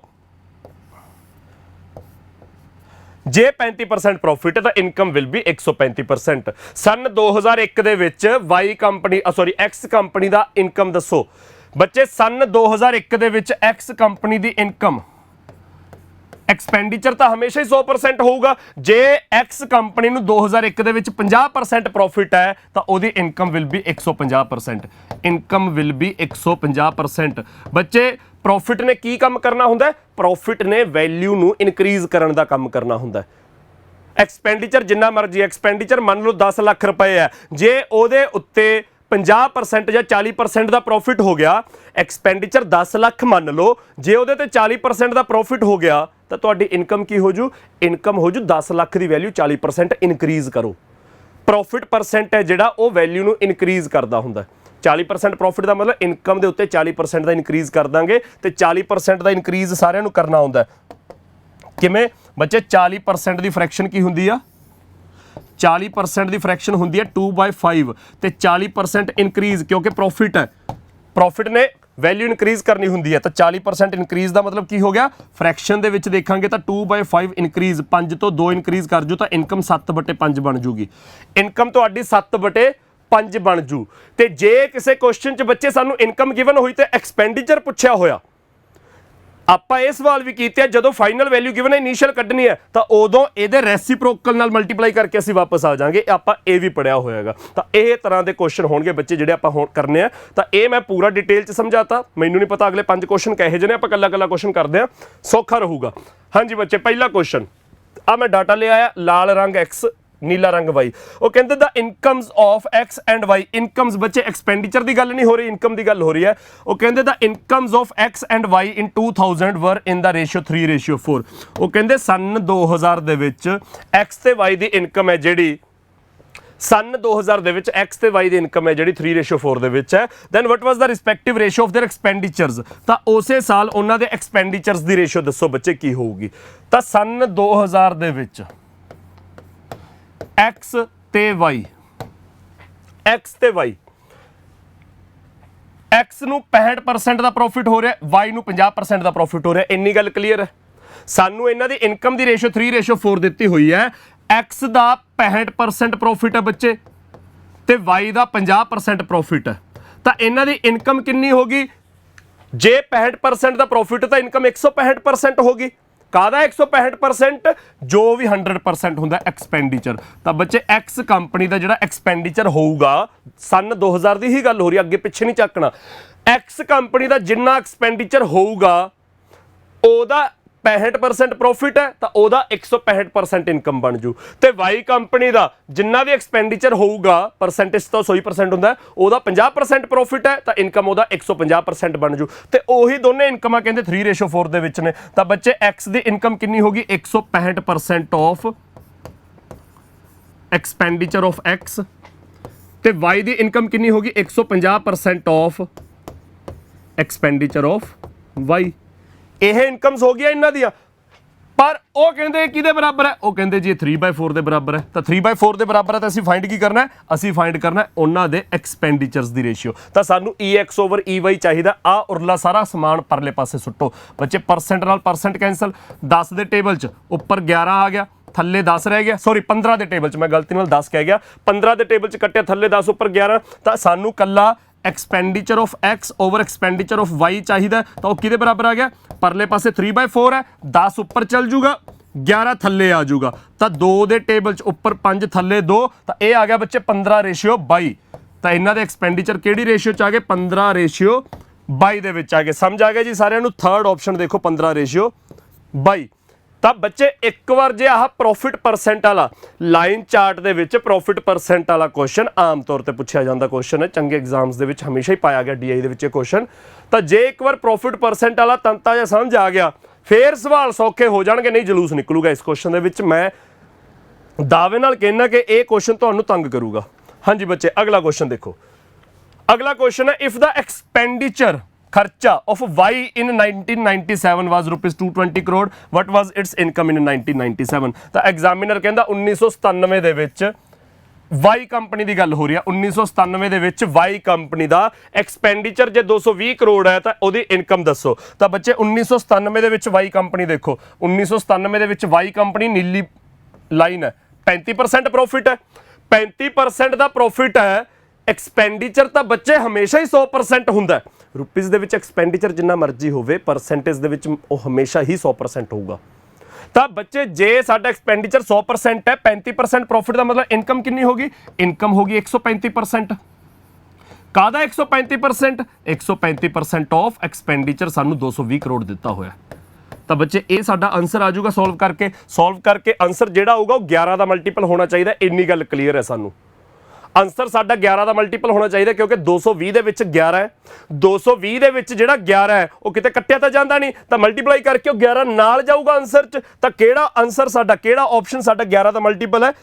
ਕੱਲਾ ਦੂਜਾ ਆਪਸ਼ਨ ਸਾਡਾ 11 ਦਾ ਮਲਟੀਪਲ ਹੈ ਨਾ, ਚੌਥਾ ਵੀ 11 ਦਾ ਮਲਟੀਪਲ ਹੈ। ਤਾਂ ਬੱਚੇ ਸਾਡੇ ਦੋ ਆਪਸ਼ਨ 11 ਦੇ ਮਲਟੀਪਲ ਨੇ, ਤਾਂ ਆਪਾਂ ਸੋਲਵ ਕਰਕੇ ਦੇਖਦੇ ਹਾਂ ਜੀ।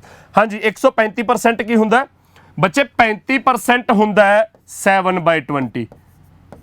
ਤਾਂ 135% ਕੀ ਹੋ ਜੂ? 20 ਦੇ ਵਿੱਚ 7 ਇਨਕਰੀਜ਼ ਕਰ ਦਿਓ 27/20। ਤਾਂ ਤੁਹਾਡੀ ਇਨਕਮ ਕਿੰਨੀ ਆ ਜੂ? 27/20। ਕਿਹਦਾ 27/20? 220 ਦਾ। ਜਦੋਂ ਆਪਾਂ 27 ਪੜਿਆ 220 ਪੜਿਆ ਤਾਂ ਆਪਾਂ ਅੰਦਾਜ਼ਾ ਇਹੀ ਲਾਇਆ ਸੀ ਨਾ ਕਿ ਆਨਸਰ 11 ਦਾ ਮਲਟੀਪਲ ਆਊਗਾ। ਉਹਦੇ ਵਿੱਚ ਸਾਨੂੰ ਦੋ ਆਪਸ਼ਨ ਮਿਲ ਗਏ ਸੀ। ਹੁਣ ਜਦੋਂ ਆਪਾਂ 27 ਦੇਖਿਆ ਕਿ ਇਹ 9 ਦਾ ਮਲਟੀਪਲ ਹੈ ਤਾਂ ਆਨਸਰ ਕੱਲੇ 11 ਦਾ ਮਲਟੀਪਲ ਨਹੀਂ ਹੋਊਗਾ, 9 ਦਾ ਵੀ ਮਲਟੀਪਲ ਹੋਊਗਾ। ਤਾਂ 275 9 ਦਾ ਮਲਟੀਪਲ ਨਹੀਂ ਹੈਗਾ। ਸੈਕਿੰਡ ਆਪਸ਼ਨ ਬੱਚੇ ਤੁਹਾਡਾ ਆਨਸਰ ਆ ਗਿਆ। ਜੇ ਸੋਲਵ ਕਰਨਾ ਸੋਲਵ ਕਰ ਲਓ। ਆ ਸਿੱਧਾ 20 ਤੇ 220 ਕੱਟਿਆ ਗਿਆ 11, 27 ਗੁਣਾ 11 ਤੁਹਾਡਾ ਹੁੰਦਾ 297 ਕਰੋੜ। ਤਾਂ ਬੱਚੇ ਸਮਝ ਆ ਗਿਆ ਜੀ। ਇਸ ਕੁਐਸਚਨ 'ਚ ਸਿੰਪਲ ਸਾਨੂੰ ਵਾਈ ਕੰਪਨੀ ਦਾ 1997 ਦੇ ਵਿੱਚ ਐਕਸਪੈਂਡੀਚਰ ਦੀ ਵੈਲਿਊ ਦਿੱਤੀ ਹੋਈ ਹੈ, ਇਨਕਮ ਪੁੱਛੀ ਹੋਈ ਹੈ। ਜਦੋਂ ਅਸੀਂ ਐਕਸਪੈਂਡੀਚਰ ਤੋਂ ਇਨਕਮ ਕੱਢਣੀ ਆ ਉਦੋਂ ਤਾਂ ਮਤਲਬ ਸਿੱਧਾ ਜਾਣਾ ਹੈ। ਸੋ ਇਸ ਕਰਕੇ 35% ਪ੍ਰੋਫਿਟ ਦਾ ਮਤਲਬ 7/20 ਦਾ ਪ੍ਰੋਫਿਟ, ਤਾਂ ਇਨਕਮ ਬਣ ਜੂਗੀ 27/20। ਤੇ ਇਨ ਕੇਸ ਜੇ ਕਿਤੇ ਇਸ ਕੁਐਸਚਨ 'ਚ ਬੱਚੇ ਸਾਨੂੰ ਇਨਕਮ ਗਿਵਨ ਹੁੰਦੀ ਤੇ ਐਕਸਪੈਂਡੀਚਰ ਪੁੱਛਿਆ ਹੁੰਦਾ, ਫਿਰ ਪ੍ਰੋਫਿਟ ਤਾਂ ਤੁਹਾਡਾ 35% ਹੀ ਹੈ।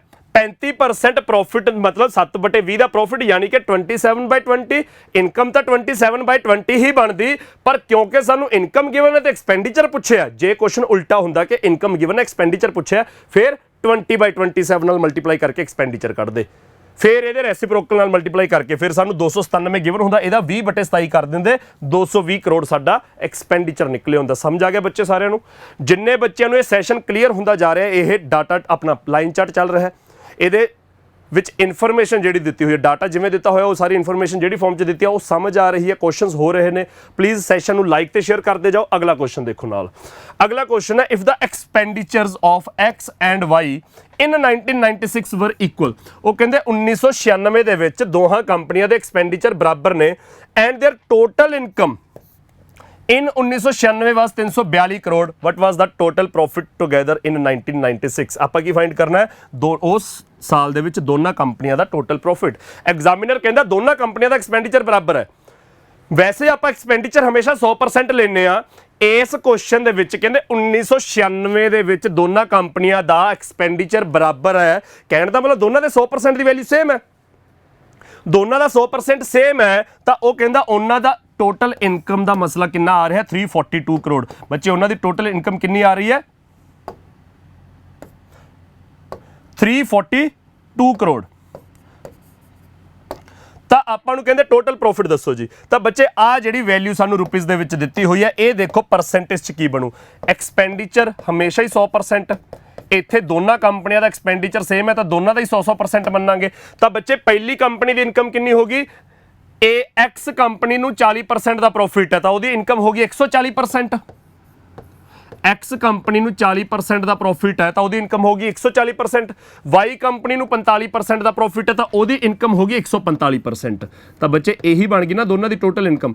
ਐਕਸ ਦਾ 40% ਦਾ ਪ੍ਰੋਫਿਟ ਤਾਂ ਇਨਕਮ 140%, ਵਾਈ ਦਾ 45% ਦਾ ਪ੍ਰੋਫਿਟ ਤਾਂ ਇਨਕਮ 145%। ਤੇ ਇਹ ਜਿਹੜੀਆਂ 2% ਵੈਲਿਊਜ਼ ਲਿਖੀਆਂ ਨੇ ਆਪਾਂ, ਦੋਨਾਂ ਦਾ ਬੇਸ ਸੇਮ ਹੈ। ਐਕਸਪੈਂਡੀਚਰ ਹੀ ਬੇਸ ਹੈ ਨਾ, ਜਿਹੜੀ ਚੀਜ਼ 100% ਹੁੰਦੀ ਉਹ ਬੇਸ ਹੁੰਦੀ ਹੈ ਨਾ। ਇਸ ਕੁਐਸਚਨ 'ਚ ਦੋਨਾਂ ਕੰਪਨੀਆਂ ਦਾ ਐਕਸਪੈਂਡੀਚਰ ਬਰਾਬਰ ਹੈ, ਮਤਲਬ ਦੋਨਾਂ ਦਾ ਬੇਸ ਸੇਮ ਹੈ। ਬੇਸ ਸੇਮ ਹੈ ਤਾਂ ਅਸੀਂ ਇਹਨਾਂ ਨੂੰ ਐਡ ਕਰ ਸਕਦੇ ਹਾਂ। ਸਾਨੂੰ ਟੋਟਲ ਇਨਕਮ ਦਿੱਤੀ ਹੋਈ ਆ ਤਾਂ ਅਸੀਂ ਪਰਸੈਂਟੇਜ ਦੇ ਵਿੱਚ ਐਡ ਕਰਕੇ ਟੋਟਲ ਇਨਕਮ ਕੱਢ ਸਕਦੇ ਹਾਂ। ਉਹ ਕਿੰਨੀ ਆ ਜੂਗੀ? 285%। ਉਹ ਆ ਗਈ 285%, ਜਿਹਦੀ ਵੈਲਿਊ ਕਿੰਨੀ ਦਿੱਤੀ ਹੋਈ ਹੈ? 342 ਕਰੋੜ।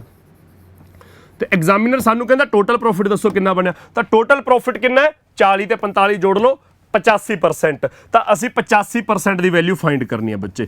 ਸਾਨੂੰ 285% ਦੀ ਵੈਲਿਊ ਦਿੱਤੀ ਹੋਈ ਹੈ, ਅਸੀਂ 85% ਦੀ ਵੈਲਿਊ ਕੱਢਣੀ ਹੈ। ਜੇ 285% ਇਹਦੇ ਬਰਾਬਰ ਹੈ ਤਾਂ ਬੱਚੇ 1% ਕਿਹਦੇ ਬਰਾਬਰ ਆ ਗਿਆ? Divide by 285। 1% ਕਿਹਦੇ ਬਰਾਬਰ ਆ ਗਿਆ? Divide by 285। ਕਿਹਦੇ ਟੇਬਲ 'ਚ ਜਾਂਦਾ? 34 342 ਹੈ, 171 171 ਗਿਆ 19 ਦੇ ਟੇਬਲ 'ਚ। ਤਾਂ ਬੱਚੇ 19 ਦੇ ਟੇਬਲ 'ਚ ਦੇਖੋ ਜੀ, 19 ਦੇ ਟੇਬਲ 'ਚ ਮੇਰੇ ਖਿਆਲ 'ਚ 18, 19 ਦੇ ਟੇਬਲ 'ਚ 15, 18 15 ਹੀ ਆ ਗਿਆ 19 ਦੇ ਟੇਬਲ 'ਚ। ਹਾਂ ਬਿਲਕੁਲ ਠੀਕ ਹੈ। 18 15 ਹੋ ਗਿਆ 6/5। 18 15 ਹੋ ਗਿਆ 6/5 ਤਾਂ ਬੱਚੇ 1% ਕਿਹਦੇ ਬਰਾਬਰ ਆ ਗਿਆ 6/5 ਕਰੋੜ ਤਾਂ 85% ਕਿਹਦੇ ਬਰਾਬਰ ਆ ਜੂ 85 ਦਾ 6/5 ਪਰਲੇ ਪਾਸੇ ਲਿਖ ਦਿੰਨੇ ਆ 85% ਕਿਹਦੇ ਬਰਾਬਰ ਆ ਜੂ 85 ਦਾ 6/5 85 85 ਇੰਟੂ 6/5 5 ਤੇ 85 ਕੱਟੇ 17 ਇੰਟੂ 6 ਕਰਕੇ ਆਨਸਰ ਆ ਗਿਆ 102 ਕਰੋੜ ਤਾਂ ਬੱਚੇ ਇੱਥੇ ਤੁਸੀਂ ਕੈਲਕੂਲੇਸ਼ਨ 'ਚ ਕਿਹੜੀ ਚੀਜ਼ ਸਿੱਖਣੀ ਹੈ ਕਿ ਜਦੋਂ ਇਹਨਾਂ ਨੂੰ ਡਿਵਾਈਡ ਕਰਨਾ 342 ਡਿਵਾਈਡ ਬਾਈ 285 ਇਹ ਛੇਤੀ ਦਿਮਾਗ 'ਚ ਆਉਣਾ ਚਾਹੀਦਾ ਕਿ 19 ਤੇ ਕੱਟੇ ਜਾਣਗੇ ਮੇਰੇ ਦਿਮਾਗ 'ਚ ਕਿਵੇਂ ਆਇਆ ਉੱਪਰ 342 ਹੈ ਮੈਂ ਉਹਦਾ ਅੱਧ ਕੀਤਾ 34 ਦਾ ਅੱਧ 17 2 ਦਾ ਅੱਧ 1 ਤਾਂ 171 ਬਣ ਗਿਆ 171 ਦੇਖ ਕੇ ਮੇਰੇ ਦਿਮਾਗ 'ਚ ਆ ਗਿਆ ਕਿ ਇਹ 19 ਦੇ ਟੇਬਲ 'ਚ ਕੱਟਿਆ ਜਾਂਦਾ ਫਿਰ ਮੈਂ ਹੇਠਾਂ ਦੇਖਿਆ ਕਿ 19 ਦੇ ਟੇਬਲ 'ਚ ਕੱਟਿਆ ਜਾਂਦਾ ਬਿਲਕੁਲ ਕੱਟਿਆ ਜਾਂਦਾ ਸੀਗਾ 190 ਕੱਢਿਆ 95 ਰਹਿ ਗਿਆ 95 ਵੀ ਕੱਟਿਆ ਜਾਂਦਾ ਤਾਂ ਇਹ ਪੂਰਾ 19 ਦੇ ਟੇਬਲ 'ਚ ਕੱਟਿਆ ਫਿਰ ਇਹ ਆ ਗਿਆ 6/5 1% ਜੇ 6/5 ਕਰੋੜ ਹੈ ਤਾਂ 85% 85 ਦਾ 6/5 ਪਿੱਛੇ ਕਰੋੜ ਲੱਗੂਗਾ ਹੀ ਲੱਗੂਗਾ ਤਾਂ ਆਨਸਰ ਆ ਗਿਆ 102 ਕਰੋੜ ਤੁਹਾਡਾ ਆਨਸਰ ਡੀ ਆਪਸ਼ਨ ਬੱਚੇ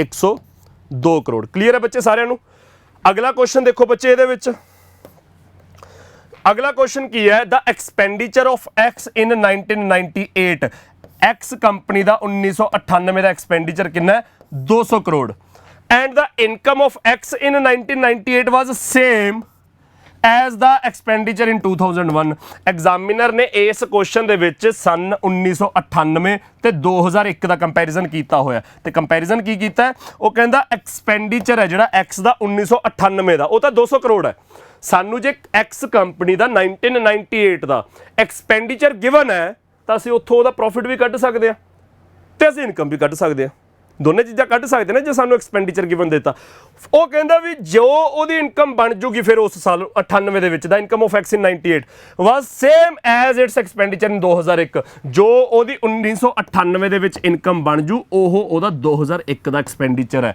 the income of x in 98 was same as its expenditure in 2001 then find the income of x in 2001 ਤਾਂ x ਦੀ 2001 ਦੀ ਇਨਕਮ ਫਾਈਂਡ ਕਰਨੀ ਹੈ x ਨੂੰ 2001 ਚ ਕਿੰਨਾ ਪ੍ਰੋਫਿਟ ਹੋ ਰਿਹਾ ਬੱਚੇ 50% ਦਾ ਪ੍ਰੋਫਿਟ ਹੋ ਰਿਹਾ ਆਪਾਂ 2001 ਦੀ ਗੱਲ ਕਰਦੇ ਹਾਂ x ਨੂੰ ਕਿੰਨਾ ਪ੍ਰੋਫਿਟ ਹੋ ਰਿਹਾ 50% ਤਾਂ ਇਨਕਮ ਕਿੰਨੀ ਹੋ ਜੂ 150% ਇਨਕਮ 150% ਹੋ ਜੂ ਕਾਹਦਾ 150% ਉਹਦਾ 2001 ਦਾ ਐਕਸਪੈਂਡੀਚਰ ਜਿੰਨਾ ਵੀ ਹੋਊਗਾ ਉਹਦਾ 150% ਤੁਹਾਡੀ ਇਨਕਮ ਆ ਜੂ ਆਪਾਂ x ਦੀ 2001 ਦੀ ਇਨਕਮ ਫਾਈਂਡ ਕਰਨੀ ਹੈ ਤਾਂ 2001 ਦੇ ਵਿੱਚ 50% ਪ੍ਰੋਫਿਟ ਹੋ ਰਿਹਾ ਤਾਂ ਇਨਕਮ 150% ਹੋ ਗਈ ਕਾਹਦਾ 150% ਉਹਦੇ ਐਕਸਪੈਂਡੀਚਰ ਦਾ 2001 ਦਾ ਐਕਸਪੈਂਡੀਚਰ ਐਕਸ ਕੰਪਨੀ ਦੀ ਗੱਲ ਹੋ ਰਹੀ ਹੈ ਪਰ ਐਕਸ ਕੰਪਨੀ ਦਾ 2001 ਦਾ ਐਕਸਪੈਂਡੀਚਰ ਕੀ ਹੈ ਬੱਚੇ ਉਹ ਹੈ ਕਹਿੰਦੇ 98 ਦੀ ਇਨਕਮ ਦੇ ਬਰਾਬਰ ਤਾਂ 98 ਦੀ ਇਨਕਮ ਕੱਢੋ ਜੀ ਇਹ ਕਿਹਦੇ ਬਰਾਬਰ ਹੈ ਇਨਕਮ ਆਫ 1998 ਤਾਂ 98 ਦੀ ਇਨਕਮ ਉੱਪਰ ਨਿਕਲੂਗੀ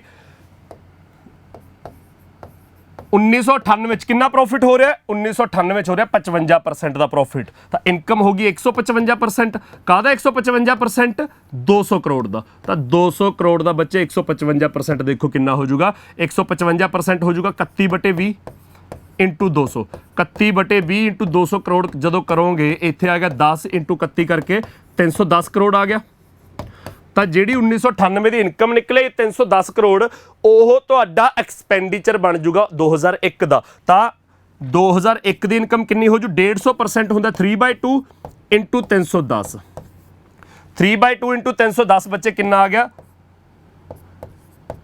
155 ਇੰਟੂ 3 465 ਕਰੋੜ ਤਾਂ 465 ਕਰੋੜ ਬੱਚੇ ਤੁਹਾਡਾ ਆਨਸਰ ਆ ਗਿਆ ਇਸ ਕੁਐਸਚਨ ਦਾ 465 ਕਰੋੜ ਤੁਹਾਡਾ ਪਹਿਲਾ ਹੀ ਆਪਸ਼ਨ ਹੈ ਕਲੀਅਰ ਹੋ ਗਿਆ ਜੀ ਸਾਰਿਆਂ ਨੂੰ ਇਨਕਮ ਐਕਸਪੈਂਡੀਚਰ ਦੇ ਵਿੱਚ ਹੁਣ ਤਾਂ ਨਹੀਂ ਉਲਝਦੇ ਹੈਗੇ ਐਕਸਪੈਂਡੀਚਰ ਸੀਪੀ ਦਾ ਕੰਮ ਕਰ ਰਿਹਾ ਹੈ ਪ੍ਰੋਫਿਟ ਹਮੇਸ਼ਾ ਸੀਪੀ ਤੇ ਦੇਖਿਆ ਜਾਂਦਾ ਤਾਂ ਐਕਸਪੈਂਡੀਚਰ ਹਮੇਸ਼ਾ 100% ਹੋਊਗਾ ਫਿਰ ਜਿੰਨੇ ਪਰਸੈਂਟ ਦਾ ਵੀ ਪ੍ਰੋਫਿਟ ਹੈ 100% ਦੇ ਵਿੱਚ ਉਹਨੇ ਪਰਸੈਂਟ ਪ੍ਰੋਫਿਟ ਜੋੜ ਦੋ ਤਾਂ ਤੁਹਾਡੀ ਇਨਕਮ ਆ ਜੂਗੀ ਉਹਦੇ ਤੇ ਹੀ ਸਾਰੇ ਦਾ ਸਾਰਾ ਚੈਪਟਰ ਚੱਲ ਰਿਹਾ ਹੈ ਸਟੇਟਮੈਂਟ ਦੇ ਵਿੱਚ ਐਗਜ਼ਾਮੀਨਰ ਜਿਹੜੀ ਚੀਜ਼ ਜਿਹਦੇ ਬਰਾਬਰ ਧਰ ਰਿਹਾ ਹੈ ਜੋ ਪੁੱਛ ਰਿਹਾ ਹੈ ਜੋ ਗਿਵਨ ਦੇ ਰਿਹਾ ਹੈ ਧਿਆਨ ਨਾਲ ਪੜ੍ਹਦੇ ਹੋਏ ਆਪਣੇ ਆਨਸਰਸ ਹੋ ਰਹੇ ਨੇ ਕਲੀਅਰ ਹੈ ਬੱਚੇ ਸਾਰਿਆਂ ਨੂੰ ਹਾਂਜੀ ਆਖਰੀ ਕੁਐਸਚਨ ਬੱਚੇ ਉਹ ਕਹਿੰਦਾ 1999 ਦੇ ਵਿੱਚ if the incomes of x and y were equal in 1999 then what was the ratio of expenditure of x to that of y in 1999 examiner ਕਹਿੰਦਾ x ਤੇ y ਦੀ 1999 ਦੀ ਇਨਕਮ ਸੇਮ ਹੈ ਇਨਕਮਸ were equal in 99 ਤਾਂ expenditure ਦੀ ratio ਦੱਸੋ